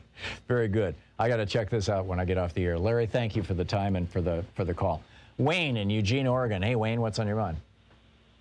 Well, I would love to see the look on Stephen Miller's face if he were to find out that in 1938, Adolf Hitler declared the Afghans to be pure Aryans and allies of the Nazis. I know. And not just the Afghans, by the way. He said the same thing of the Kurds. Yeah. My mentor was an officer in the German army, Gottfried Müller, who he was recruited. He was not a Nazi fervor person, but and he got parachuted into northwest Afghanistan, into what was then called Kurdistan, in order to help the Kurds revolt against the British to get the oil for the Germans. And he designed the flag that the modern Kurdish movement is using as their independence movement. And so that's how I know that Hitler thought that the Kurds were Aryans too. for what it's worth. Well, I learned it from, I just reread a book I've read several times over my lifetime called Caravans by James Michener. It's one of his shorter novels, and it takes place in just one short time period in 1946 in Afghanistan. And goes well into another thing that I got out of the book. One of the Afghan characters, and Michener wrote this in the mid-50s, but one of the Afghan characters predicted in the future both Russia and the United States would invade Afghanistan. Well, that sure happened. Fascinating. It wasn't a bad bet, though. I mean, you know, we both invaded a bunch of places. But yeah, but Afghanistan is like the center of the Silk Road. You know, it's like the nexus of all the trade between the Far East, the Middle East, and Europe. China and India a good chunk of Africa. And Russia, and yeah, it's right in the center, and it's strategically important. Yep. Yep. Absolutely. I'm sorry, Wayne. The music is muffling your phone. You must be using a VoIP phone. But spot on. And thank you for that. That, the trivia you learn, right? We'll be back in 1 minute. Got to read an ad on the other side. I'll be right back with you.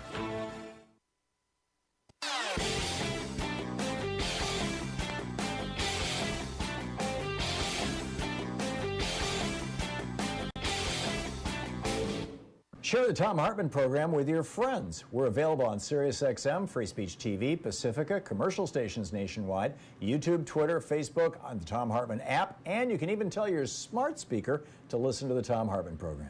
We have a new video over at thomhartmann.com for the folks who support our program, and it's this one's a geeky science one. And it's about this little snippet of genetic material, what's called microRNA. And the name of this one is called MIR1, MIR1. And we've known for years that when muscles are used, I'm talking about exercise to the point where you feel fatigue in your muscles, that when when muscles are exercised, it depletes them of MIR1. What they didn't know is where that MIR1 goes and what it does. And it turns out that our fat cells draw the MIR1 in from the muscles, and it causes the fat cells to start converting themselves into fatty acids that can be used to feed the muscles. So we're not just building muscle, but we're also reducing fat in our body. It's absolutely fascinating. I'm going into depth on it in this new video. It's over at thomhartmann.com.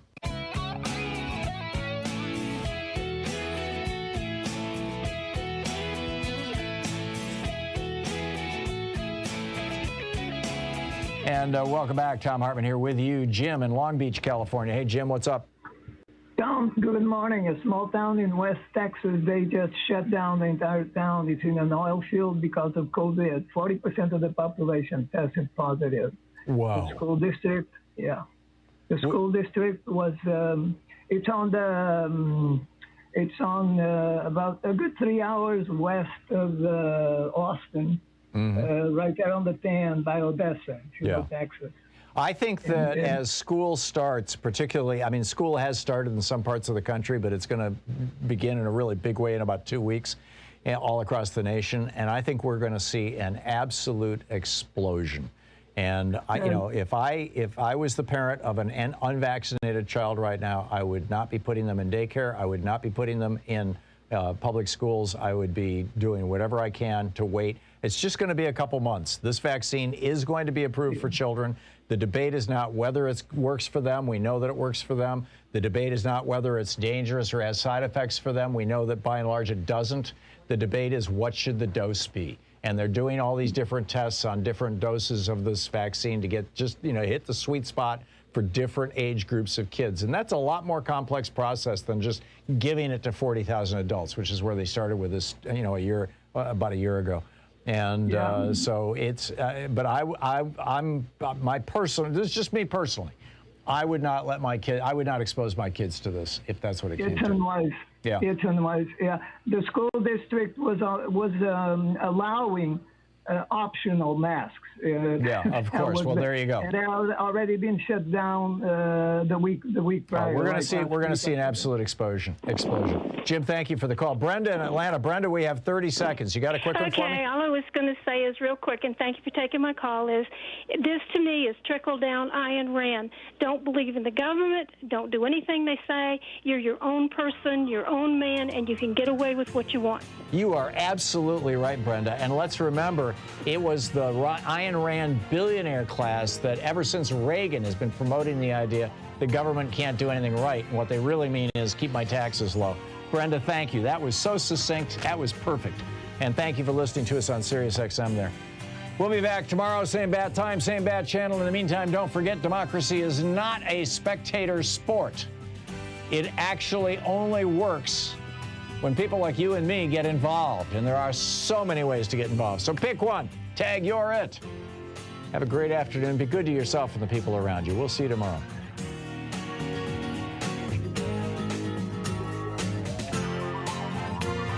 You've been listening to Thom Hartmann. For audio and video archives, visit thomhartmann.com.